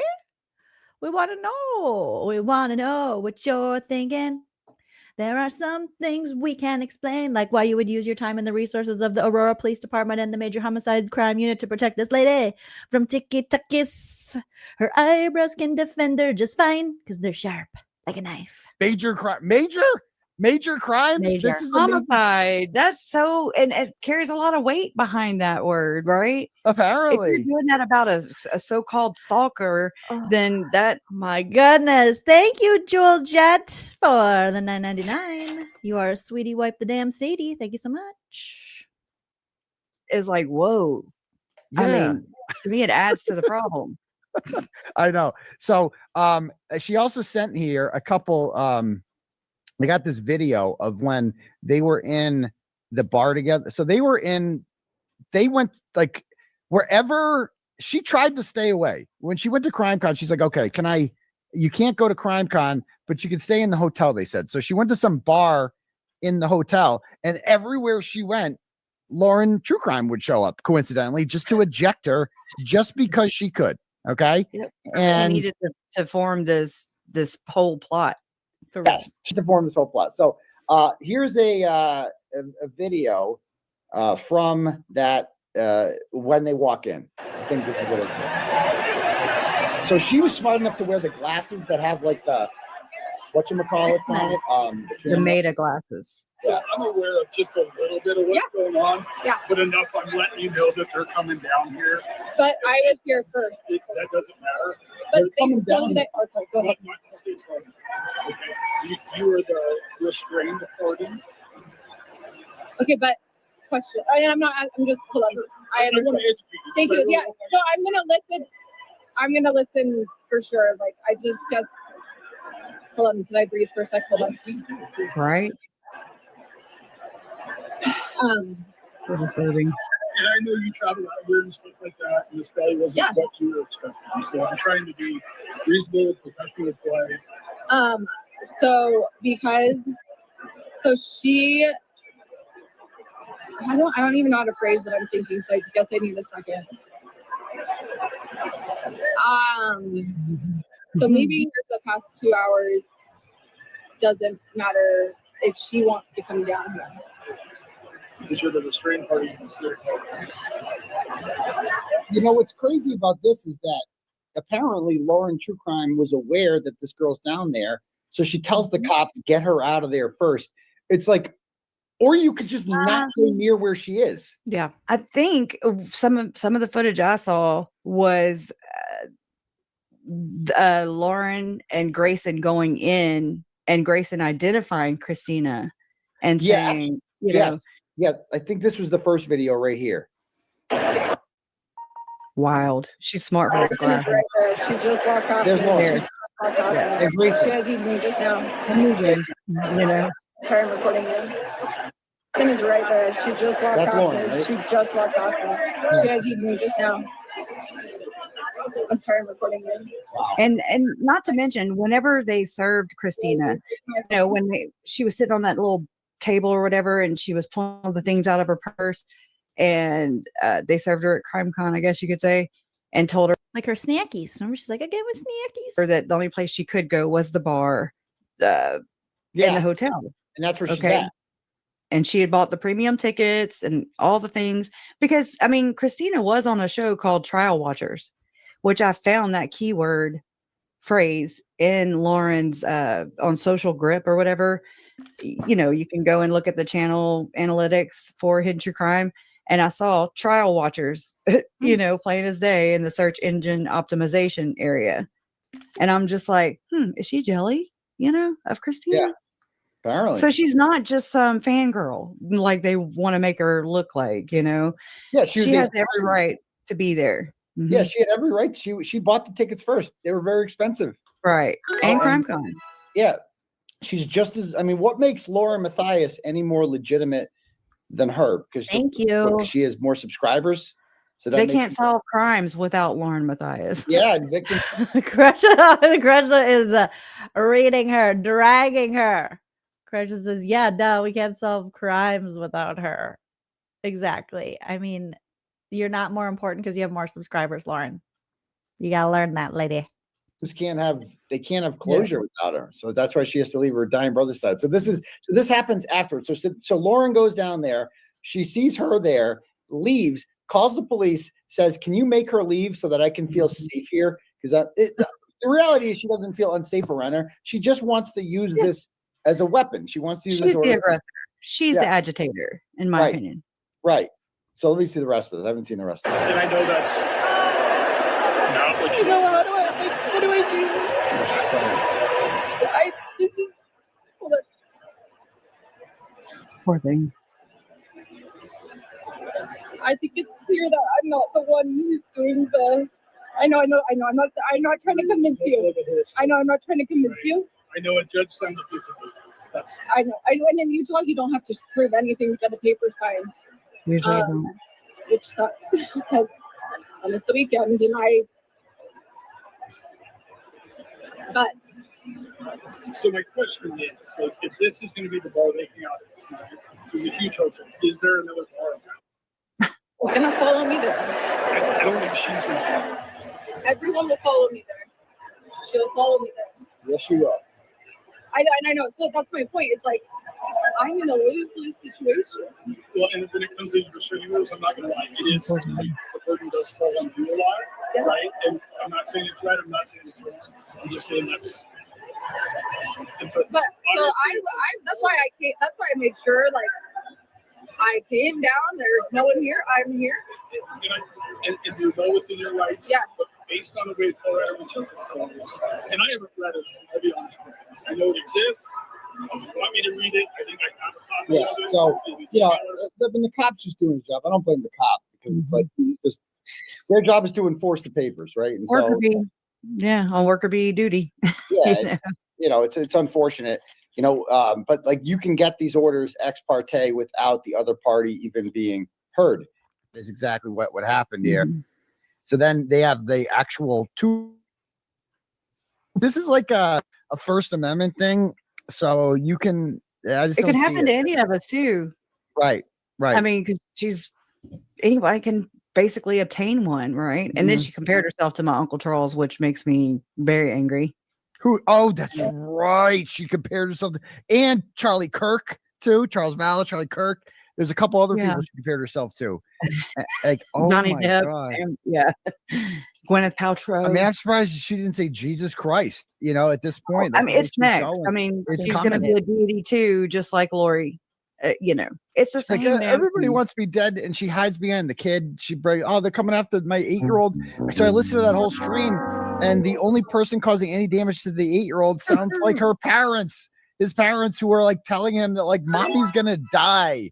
Somebody's gonna come kill mommy. Go ahead. This is my question because it appears, and I mean, I've ran a lot of different reports just to try and just make sure that what I'm surmising is, that she's trying to suppress these texts, that she talks shit about my family and the victims, creators, and other, colleagues. And that's why she can't get at work, right? Because she has this stalker who's just doing really bad tickety-tockety things and just hurting her feelings. And so my question is, if it appears to me that all this is a fabrication in order to suppress and try to stop her own words from coming out and making her look like the shitbag that she is, in my opinion. And so if that is true, if what this whole stalker gate, all this stuff, okay, is just a hoax, like I believe it is, then did they also falsify the child's mental health condition? And this was becoming just give it an extra, I don't think they even submitted any, like they just lied. I'm sure I don't believe for a second the kid told his mother that, so if somebody comes and kills you, run, mom. Yeah, run. Yeah, I know exactly. I don't believe that happened. And if so, that's on them. That is on them as parents. Exactly. They shouldn't know anything like that. They should not know anything like that. And you're also like lying, like you're creating a false. First of all, you're traumatizing the kid and making him think something's going to happen that's horrific, that has no chance of happening. None. Yeah. At all. Like that woman, Christina, is not a threat to anyone. And she has not spoken out about any of this. I've spoken to her privately, and I've asked her to come on my show, and she says she may in the future. Now is not the time. But, she's been victimized by this whole thing, and a lot of people have, like Lauren you have. took her entire chat that was up to about 11,000 people. Okay, for that 9-hour diatribe, as my friend True Crime Sushi says, and we all left that calling Christina a stalker.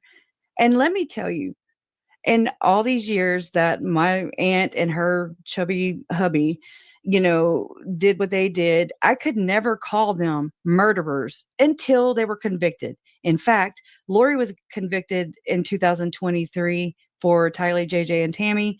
And in 2024, I fucked it up. It's hard to do with yeah, us, you though. did. Yeah, you did.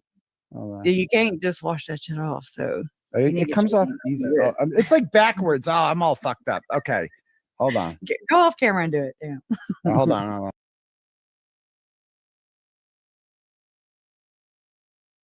You guys, is he using a Sharpie?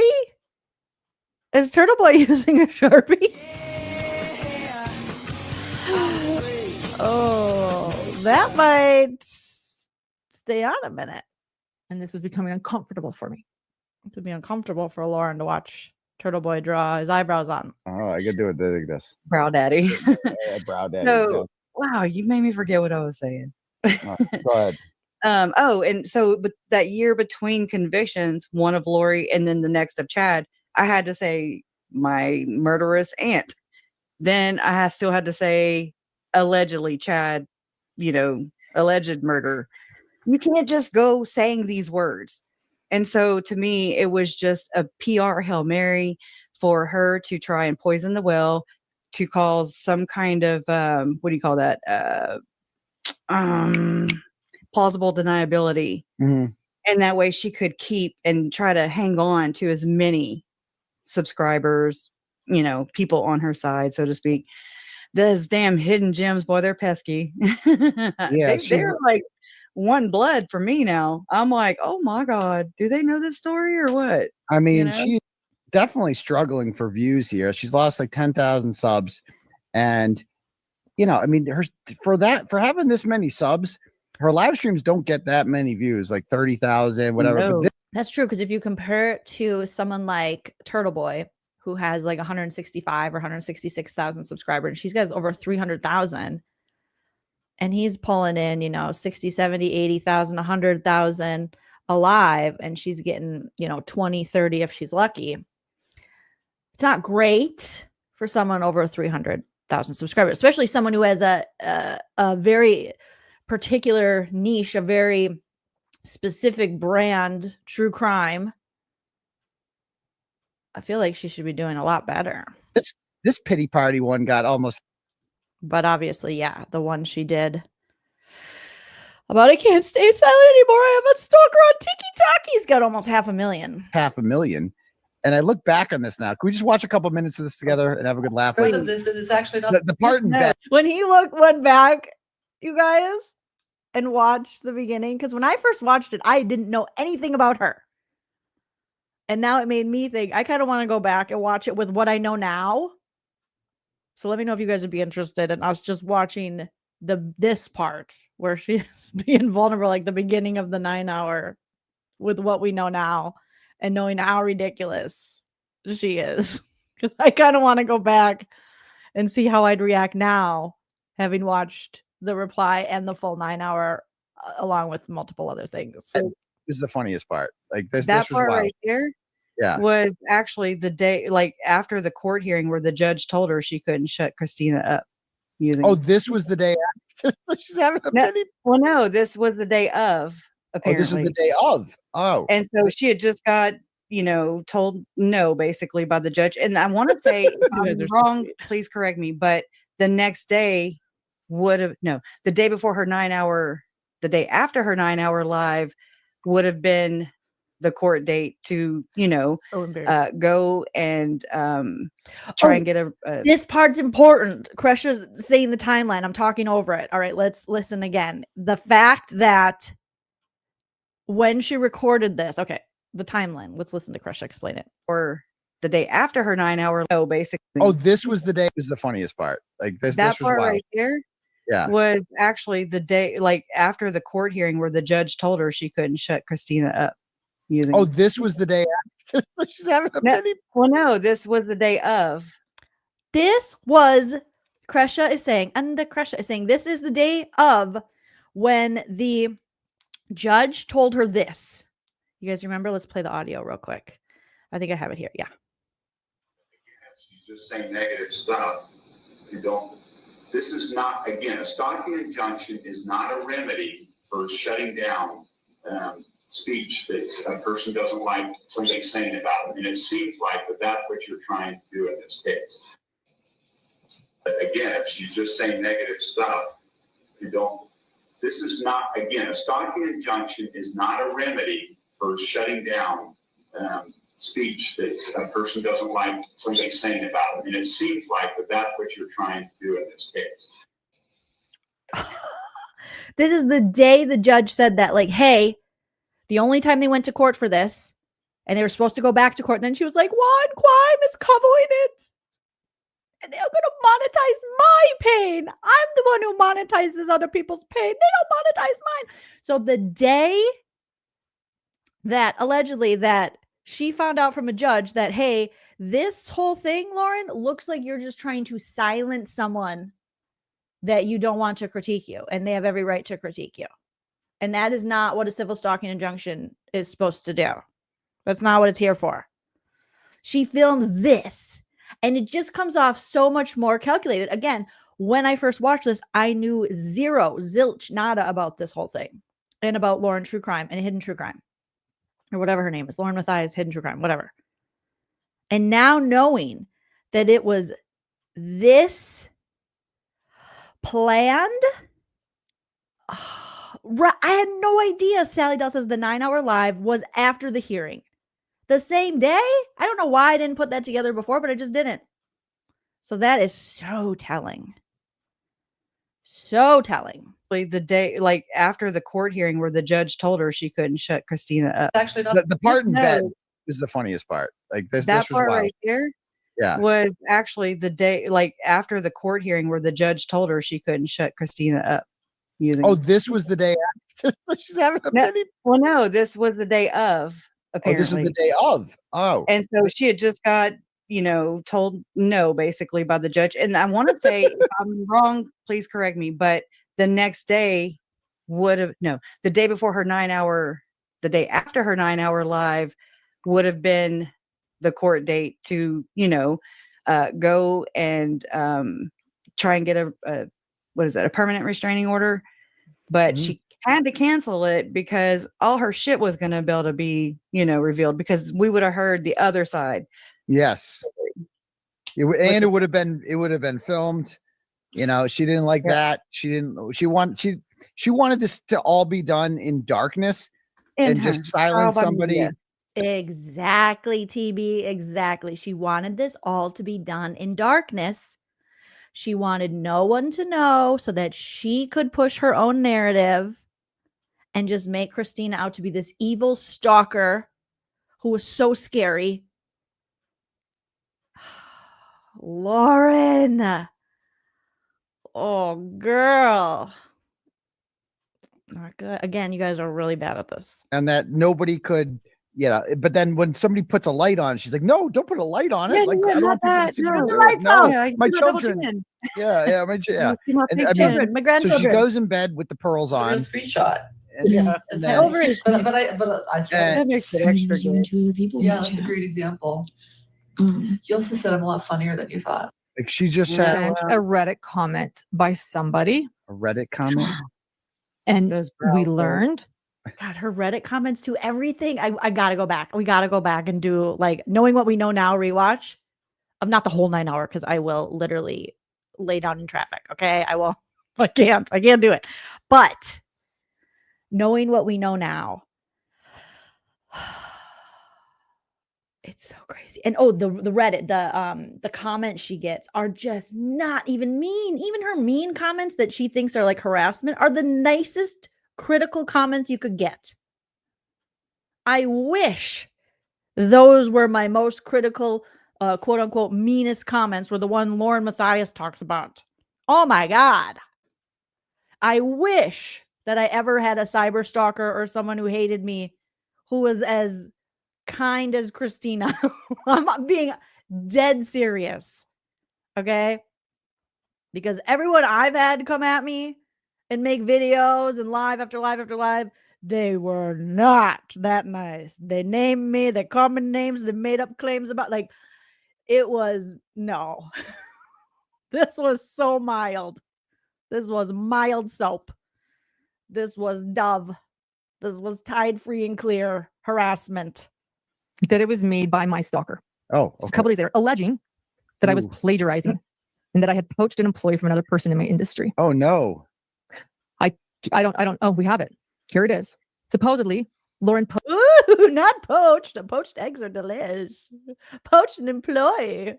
Like, that's it? And that you're recycling scripts? That's it? Girl, lucky. Poached an employee, and the employee is recycling scripts that she did for Lauren. Not sure if this is one of those cases, but a friend of mine overheard the girl she poached from talk all about it at one of the trials. This isn't So true. what she's telling us It was is that she don't write her own scripts. Okay. Yeah, basically, yes. Yeah, God forbid. on Reddit. And so I thought, who did? Girl, stop reading Reddit. Oh no. A Well, comment. luckily, she left a lot of trails to confirm without doubt that it is my stalker. Oh, And we have that evidence. I'm not going to show it now, but we have the evidence. okay, we have Because it. she has since deleted that and much of her public posts. Oh no, not a I knew nothing comment. about. And they were disappointed that this podcaster got facts wrong because they were attending the trial. And I wasn't actually a part. You know those group texts where you really don't go in a lot? This was one of them. I want to go to this video she So posted. I said, John, I've got to go. Someone's here outside the courthouse and I'm What's the scared and bathroom? worried about everything. Or And she she knew everything didn't? going on. I gotta go. Janice with the ballet flats is here looking super cute. And I think she's gonna get me. I think she's filming me. She's got a fresh tan and she's got her little bit of her tops out. She's gonna get me in her cardigan. I'm going to just put my phone camera on just in case because I'm just worried. And that is why my phone camera was on. It was just in case. And I was walking into the courthouse. It's a And that no was my fault. film The doors were phone. right there. And unfortunately, I got scared and stopped and played the first video I had. Oh, I remember this all too well. This is when we were introduced to Janice at the ballet flats. Also, you're never gonna fight anyone or do anything aggressive in ballet flats. You're just not. That is just like, it's kind of like how Elle Woods knew that that lady's perm, she couldn't get wet, and she solved the case. I'll solve the case right here. Janice was never going to do anything nefarious or freaky or scary in ballet flats. It doesn't happen. It doesn't exist. In lady world, that's not a thing. Let's record there. There's Janice. Hey, girl. Looking cute. Look at, see, ballet flats. Look at those legs, girl. You work out? I work out. Janice, is that Janice's? Does she have that long a hair? Looking good, Janice. You get me from the side, and I'm not gonna like it. I'm gonna go delete that bitch right now. Are you recording me? Janice is a cutie. Janice is pretty. Lauren, why do you fight with all the pretty girls? Janice, why you fight with, or Lauren, why you fight with all the pretty girls? How come you're not fighting with no uggos? What's going on here? Lauren, are those transition lenses, Janice? Do you like them? I've thought about it. I don't know if I'm ready yet. Or are they just straight sunglasses? I don't know. But she's cute. Look, she's got style. She's just little ballet flats. I do worry about, okay, her plantar fasciitis, only because I used to run around in ballet flats through West Hollywood, running from comedy show to comedy show, and I got plantar fasciitis. But she looks like she works out, okay? And I did it. Yeah, Janice got that body, yada, yada, yada, yada. Lauren, why you only fight with the hot ones? Who's that? That was the first one. Unfortunately, my nervousness ended. I want you to know too that Janice looked at her like, bitch, what are you doing? Why are you even looking at me? What are you doing? Janice later. Is that's Janice? Yeah. Okay. And so she's filming Janice He's like, oh, that's Janice. Oh, okay. Yeah, she look good. She look good. She work out. without telling Janice she's filming. And then she shamed her for filming in a film-free zone. Like, you're not supposed to record at the courthouse. And so she's recording. Yeah, Janice. You can record outside the courthouse, just not inside. Correct. Right? Yeah, she just got a twist. Thank you. I mean, same thing with Richard Webb. Cassandra. See, there's so many rules in lady, woman, girl world. Okay. Also, hair down. Everybody knows you need to put your hair in a chongo before you fight. You got to tie that shit up. You got a ponytail or a clip. All right. I was like, oh, hold on. If someone's tying up their hair, you might be in trouble. But if the hair's down, you're safe. Loose. You know, she went into CrimeCon and said that, you know, you're not supposed to be recording anybody or anything. It has signs everywhere, she said. And then she was like, well, but I accidentally left my phone on. And so I have the audio. And so here's the transcript from the audio. You know, oh my God. Yeah. And in her declaration to the court, she actually stated that I approached her. Please do not talk to me. I feel threatened. Well, I'm talking about the stuff you said. Please do not talk to me. I feel threatened. Okay. I feel threatened by the things you're saying about me. So then let's stay away from each other. I think that you're a bully. Please stay away. I feel threatened. Oh, really, Lauren? I feel threatened. She needs a rape list. I know. So oh my god, stay away from me! I felt threatened. I gotta see that one more time. Stay away from me! You're walking toward me with your ballet flats. I feel threatened. I approached her. Please do not talk to me. I feel threatened. Well, I'm talking about the stuff you said. Please do not talk to me. I feel threatened. Okay. I feel threatened by the things you're saying about me. So then let's stay away from each other. I think that you're a bully. Please stay away. I feel threatened. Oh, really, Lauren? You can't get threatened. You're 50, or you can't get bullied. You're 50. You can get threatened, but you can't. But she wasn't threatening you. But you can't get bullied, ma'am. I feel threatened. She needs a rape list. I know. Such a plan. So after this moment and this recording, after this happening so often. I'm not took trying this to make recording fun to of the lift. anybody with rape. No. Serious. It's the whistle part. That's funny. what it is. Yes. It's like, oh my god, I feel unsafe. I feel threatened. I feel threatened by that woman. She needs bear spray. By that little blonde woman coming up to you. Turtleboy says, by that little blonde woman, you feel threatened? Okay. I feel threatened by Dr. John every time he's on the screen. All right? I'm like, Dr. John, stop. I feel threatened. For one crime, I feel threatened by long crime. In my opinion, was being the better, like a grown adult and actually trying to approach this thing right here. You know what I'm saying? Like she was trying to do the grown up thing, and Lauren is just untouchable. You can't touch her. Yeah, you can't. Yes, I feel I feel threatened by your question. Dad, oh yeah.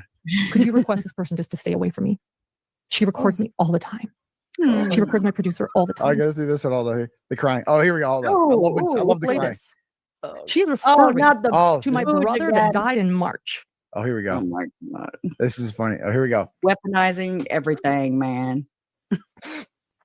Girl. Ooh. My brother was in an accident. So really, these were just kind of tears. It seems like if this was right after the trial and she didn't seem like she was going to get her way and the judge read through her, it was more tears that she didn't get her way in court and less tears about feeling threatened. And now she's going to weaponize her brother's death. Like, it's just like, oh my God. I loved him so much. My heart is broken. I abandoned him. Why'd you leave him? I was like his mother. He was born when I was 7 years old. And I loved him so much. That I loved him. And I didn't have to be covering these trials. These trials. My brother needed me. But I went because I wanted justice for the Daybell victims, and I cared. Oh my God. This is just insanity. You don't leave your dying loved one's side to go to a trial of a case you're not even involved in.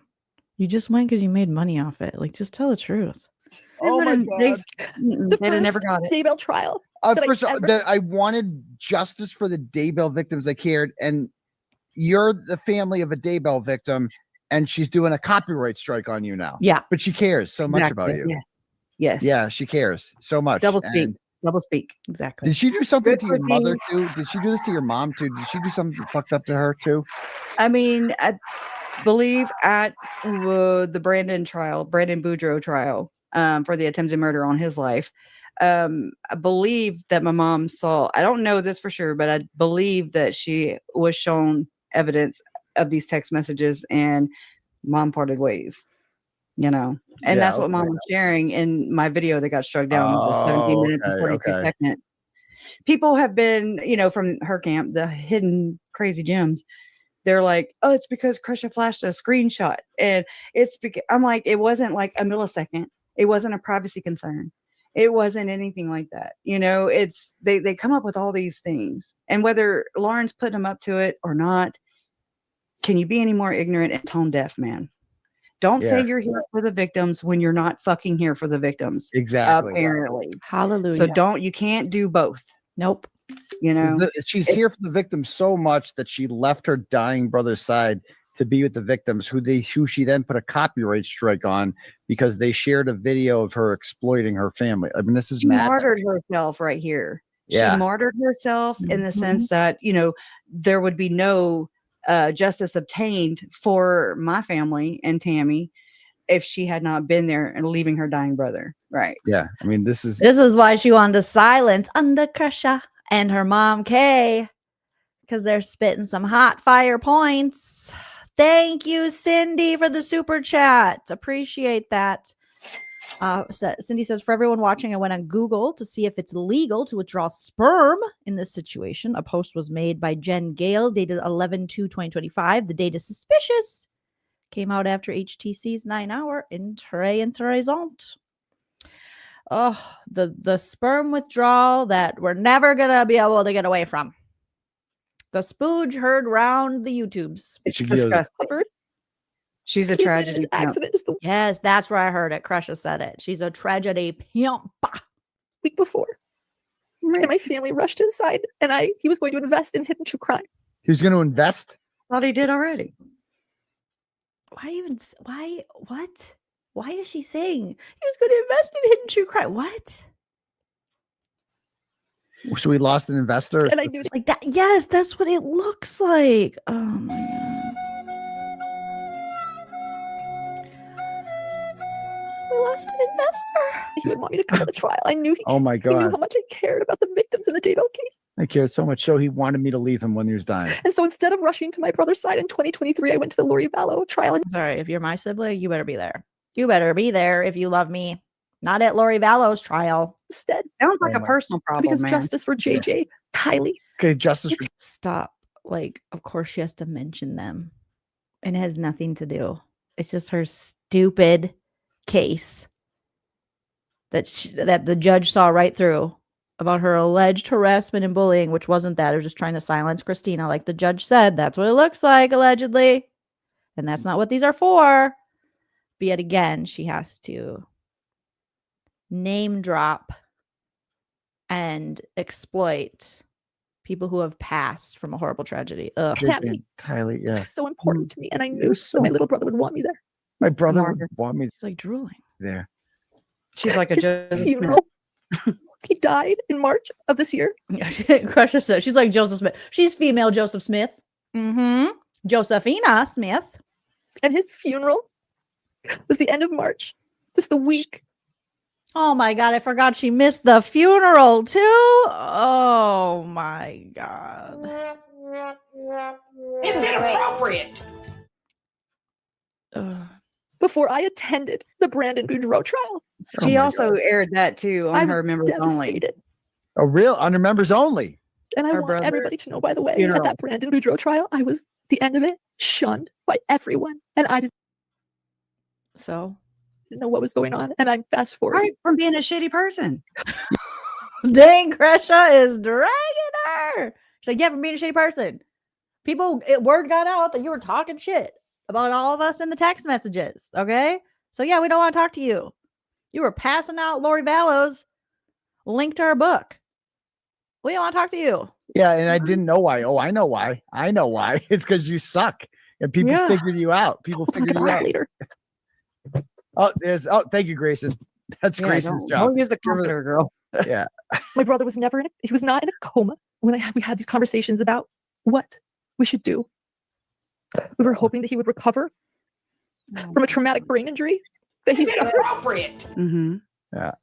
He was not recovering. We hoped and prayed. Yep. So And the second year, we had to start talking about what do we do. abandon him. That's what He you didn't have kids. He wasn't married. He wanted kids. He wanted kids. So he wanted kids. We're biased, but my brother Oh, here it is comes. brilliant Yep. and handsome and kind And his sperm was the best. and is inclusive. He's everything that I want to be. So this is like an excuse, but He did not just say his sperm was the best. He was kind. His sperm was the Let's best. get back to Brad Pitt. Oh my God. Oh my God. I'm dying. I'm dead. why? There are many people out there that have fertility issues. Who would want that that need sperm? sperm donors. Exactly. That's a good And we sperm. wondered, That's good So sperm. if he at has some point, fertility issues, should we save my brother's sperm? Because he's no. fucking like What would he want? time out. What What he want oh, fertility is brilliant Okay. and handsome. He's and brilliant. kind. He's And brilliant. has handsome. empathy and is inclusive. So she's saying all this. He's brilliant, kind, and handsome. She's saying those things because she wants to say how valuable his sperm is. Like, bro, this is like quality fucking sperm that can make a dope human being. Like, it's okay to Like extract his Epstein. sperm. Like like when he- Epstein and what's her face, just that weird Like he's too good looking not to reproduce, is what she's Army. saying. Post-mortem. I mean, it just stop it. Stop it. Stop it. Stop talking about this, Lauren. It's so fucking weird. You know, like it's weird. And I'm not shaming anybody. I'm just saying why my thing is No, like we should definitely shame people that are gonna steal their brother's sperm post-mortem. It might be time for shaming. why would you want to bring a child into this world with no mother, no father? You know? Exactly. That too. You're gonna make a test tube Like, baby? that's selfish. Right. What the hell are we doing here? And Isn't I mean, that the again, most important I thing? feel of bad having- for her losing her brother, but that's way more than I can say she has done for me. Or my Right. family. Right. Exactly. Yeah, that's a good point. Lucifer, he's everything that I want to be. He's everything I want to be. And there are many, many people out there Who would that have want that? fertility issues Who want that sperm? that need sperm donors. Yep. Is she give talking it about up. herself? And we wondered You have fertility issues? at some point, should we save my brother's sperm? Yeah, he's so fucking valuable. I just every time she says it, should we save my brother's sperm? No, no sisters saving sperm. If there's a wife or a husband, if a spouse, maybe. No sisters should be saving brother's sperm. This is America. It's illegal for sisters and brothers and the sperms to be together. Okay? I didn't make the laws, but I'm glad they exist. I don't know. Maybe there's a state where this is, I don't know though.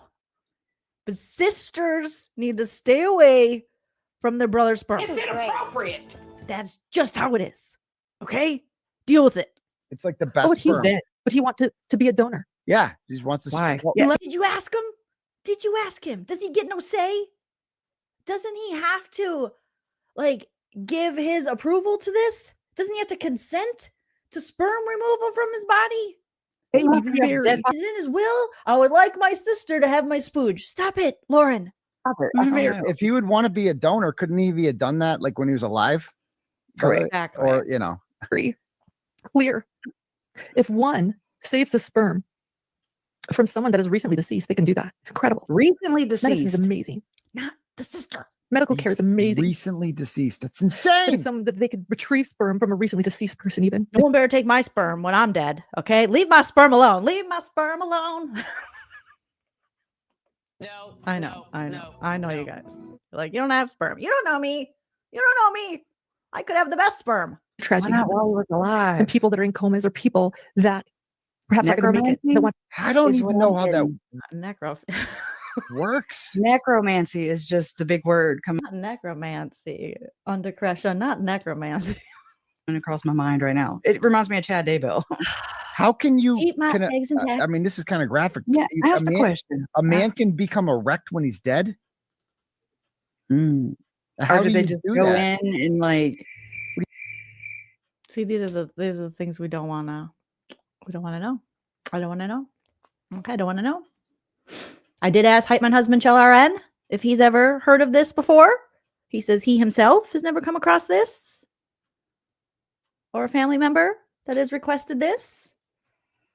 But he says, you know, he has heard of like significant others, wives, husbands, you know, but no, he's never heard of a sister wanting the sperm. You show him a Penthouse Extracted. magazine.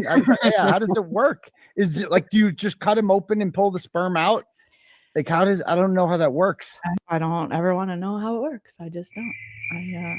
You know what, Lauren? You don't feel uncomfortable. I don't feel uncomfortable with your sperm grabbing. and this was becoming uncomfortable for me. You're a little too sperm grabby for me. It doesn't matter. These are red flags that affected me. It affected me. These are red flags that affected her. I know. Save the sperm. Somebody said. Yeah, save the sperm. Donors.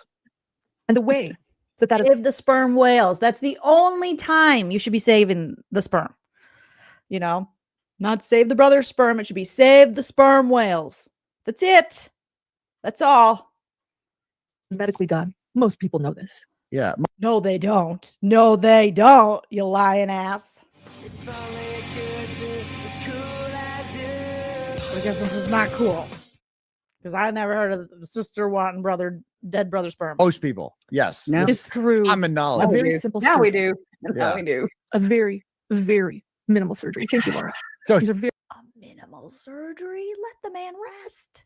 I would never wish any family Right. This to is a have good question. conversations Good in statement my right here. family. Which one? This person says these are such difficult and hard conversations. How can someone weaponize this? I'm so sorry. Correct. she's How doing. can she weaponize this? Yeah, exactly. I know the lack of self-awareness there. It's like that's exactly what she's doing. Yeah. Had about my brother. The Terry Shriver decisions that you make. The Terry Shriver decision. Now they're dragging Terry Shriver into this. Knock it off, Lauren. How can someone weaponize this? I agree. You're doing it. We don't know. Shot a mirror. Like, Kresha, you're killing it. Okay. Kresha's like, I don't know. Shine a mirror. Girl, that's the truth. And she weaponized it multiple times. Multiple. That's what James Kennedy once said. And nobody wants to sound like James Kennedy from Vanderpump Rules. Multiple. We're going to see it. I And we ended up not choosing to save my brother's sperm. Thank God. Oh my God. Hallelujah. Hallelujah. Hallelujah. Hallelujah. Hallelujah. Hallelujah. Hallelujah. Hallelujah. Hallelujah. Hallelujah. Thank you. Good Lord. Thank God. It was a very difficult decision to make, and Thank being God. a very I know. honest, open We chose person. not to. Okay. I guess I shared. Do we not? With a couple of people. I shared it. Okay. I don't remember the conversation that I had with my stalker, Yeah. but I know what my family was considering. And that was the gist You're of The what we were gist of talking the about. oh, So it's okay. true. That was, Let's watch. that was the jizz. Her Yeah. first TikTok. That's true. Yeah. To get her brother's sperm extracted from his body and an egg and have either herself or a surrogate carry the baby. And then she raised it as her own so that his posterity could live on. One of the things that was a red flag that I should have seen instead of chalking it up like, oh, that's a little weird, but what? So her brother got in an accident and he was in a coma. Okay, so he was brain dead in a coma. I want to reiterate that my brother was never brain dead. Okay. My she little goes brother back was to making normal. eye contact until the day he died. Okay. Okay. When I would take my little boy in to see him, though he wouldn't make eye contact with me, he would only look at him. Okay. He was so sweet. Right? He loved. All right. Okay. I Yeah, can't that's even. avoiding her own crap. Wrap it up. Yeah. I can't. And then even and then sit here. comes back on everybody else for just discussing it because she put it public. So whatever. Good for thee, not for me. Yeah. So anyway, there's only so much Lauren hidden true crime I could take. I've been over this all, but it was really nice having you on tonight to interview you and hear your because you're allegedly the person that she's doing this for, and then she does this is how she does you with a copyright strike and a bullshit fake lawsuit. That's going to go nowhere, and she's just using it to try to silence Behind the you. scenes. She's all about behind the scenes and Patreon, and that's where they get to. That's where they feel safe.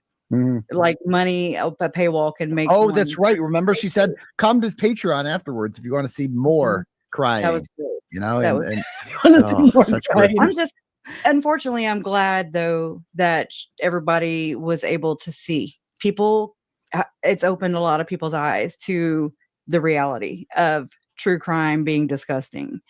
Not, I mean, it's already gross. It's already just egregious and painful, and it hurts. But this is like the exploitation that goes on and on and on and on and on until I die, until somebody no longer talks about it anymore. So that, anyways, I appreciate the opportunity. I feel like your eyebrow over there, though. I'm all fucked up. I fucked up the eyebrow. I can't even take myself seriously with this. But thank you so much for coming on, and good luck with everything. And we'll be in touch. All right. Thank you. Thank you, Kresha. Have a great night. Thank you. All right. So that was the Turtleboy interview with Under Kresha. And I imagine this is what Lauren looked like watching the whole interview. That's just what I imagine, allegedly. Thank you, Mac, for the super chat. Appreciate you. Oh, my God. Oh, boy. And Grayson, some people said early on in the interview that Grayson was in the chat. I didn't see, but I wasn't paying super close attention to the chat. But I'm sure Baby Grebe was there with their finger pew-pews going, you get a cease and desist, and you get a cease and desist. Okay. And Dr. John was looking through his books, trying to figure out where he could use more Brad Pitt analogies. It's like Brad Pitt. We love Brad Pitt. Oh, you guys, smash that like. We are at currently 373 likes, you guys. Can we get to 1,000? We got over 600 watching. Smash that like. Free way to support the channel. Now we got 377. Thank you guys so much. Wow. So that was pretty good. But it is very interesting to see that she has not struck Turtleboy. Let's get back to Brad Pitt. So what is this really all about, Lauren? Because Turtleboy actually played the video. What is this all about? Oh boy. What happened to his eyebrow? Stephanie was drawing on LaurenMatthias eyebrows. And he screwed up on one of them because it's just très difficile. It's very difficult to get that kind of arch. Very much. So, oh my goodness. Oh my God, you guys. Oh. Yeah, just not too tough to go up against Turtleboy, huh? We'll see. Because she really wants to strike down the little people or the people she thinks won't fight back. That's what it looks like, Lauren. It's not good. No, it's not.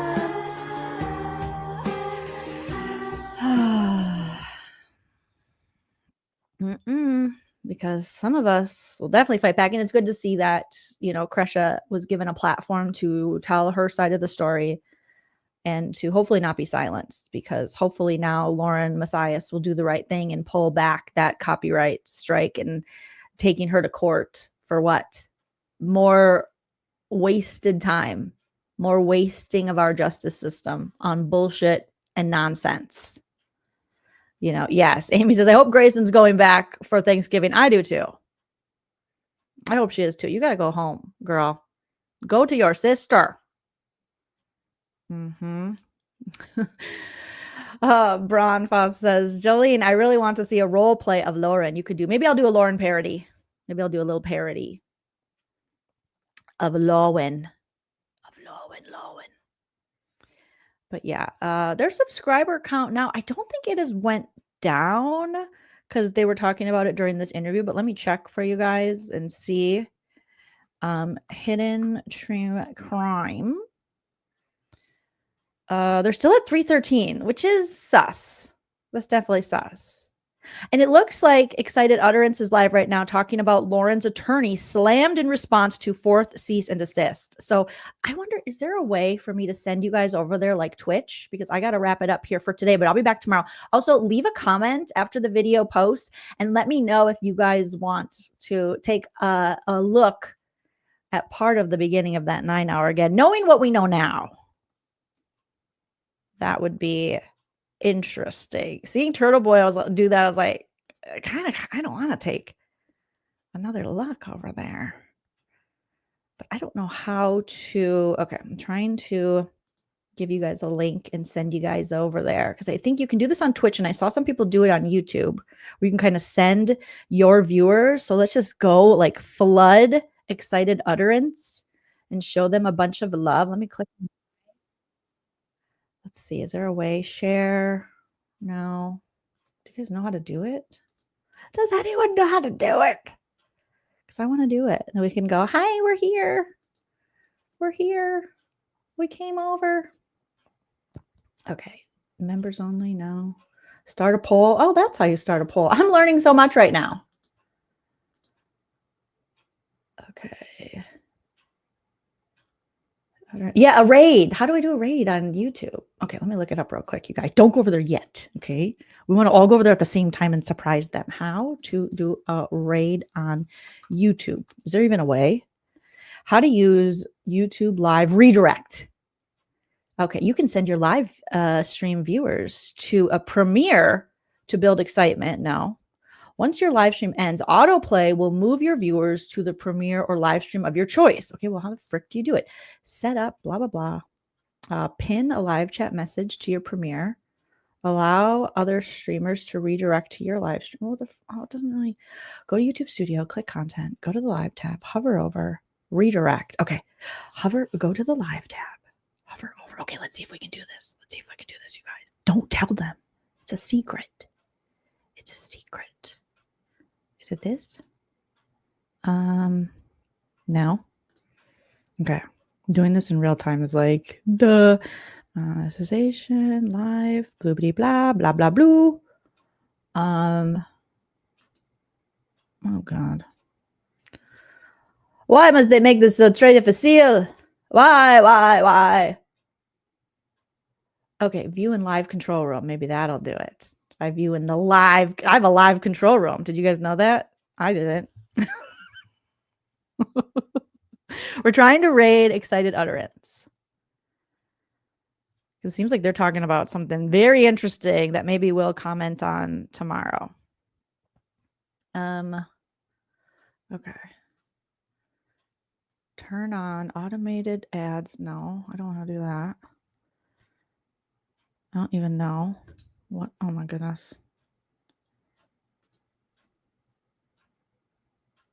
You guys, this should be way easier. Customization.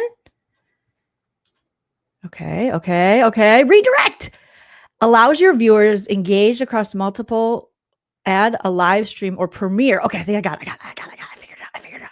Okay, I have to search the channel. Okay, guys, give me a second. And then we'll all go over there and we'll be like, hi. I see this happen on Twitch all the time. And I think it's so fun. Excited utterance. Okay, there it is. Okay, you guys. All right. So does this redirect after? Okay, if I save it, redirects allow you to keep viewers engaged across multiple events. Add a live stream or premiere for people to watch after yours ends. Okay, I saved it. All right. Did anything pop up for you guys? I'm going to end here. But I think I did it. Okay, so there's going to, this app, stay here, wait till this ends, and it's going to redirect you to excited utterance. And then we'll all go, hey, what's up? We came over from Joleen's stream. And then I'll see you guys tomorrow. Does that sound good? Does that sound? I think I figured it out. I think I did it. I don't know, but I think I did.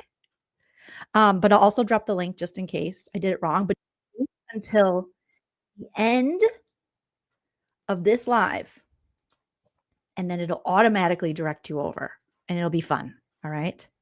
Here's the link, though. Don't click it yet. We want to all go there at the same time. And hopefully they'll be like, oh, our numbers jumped. Because that's always fun. It's fun to see that.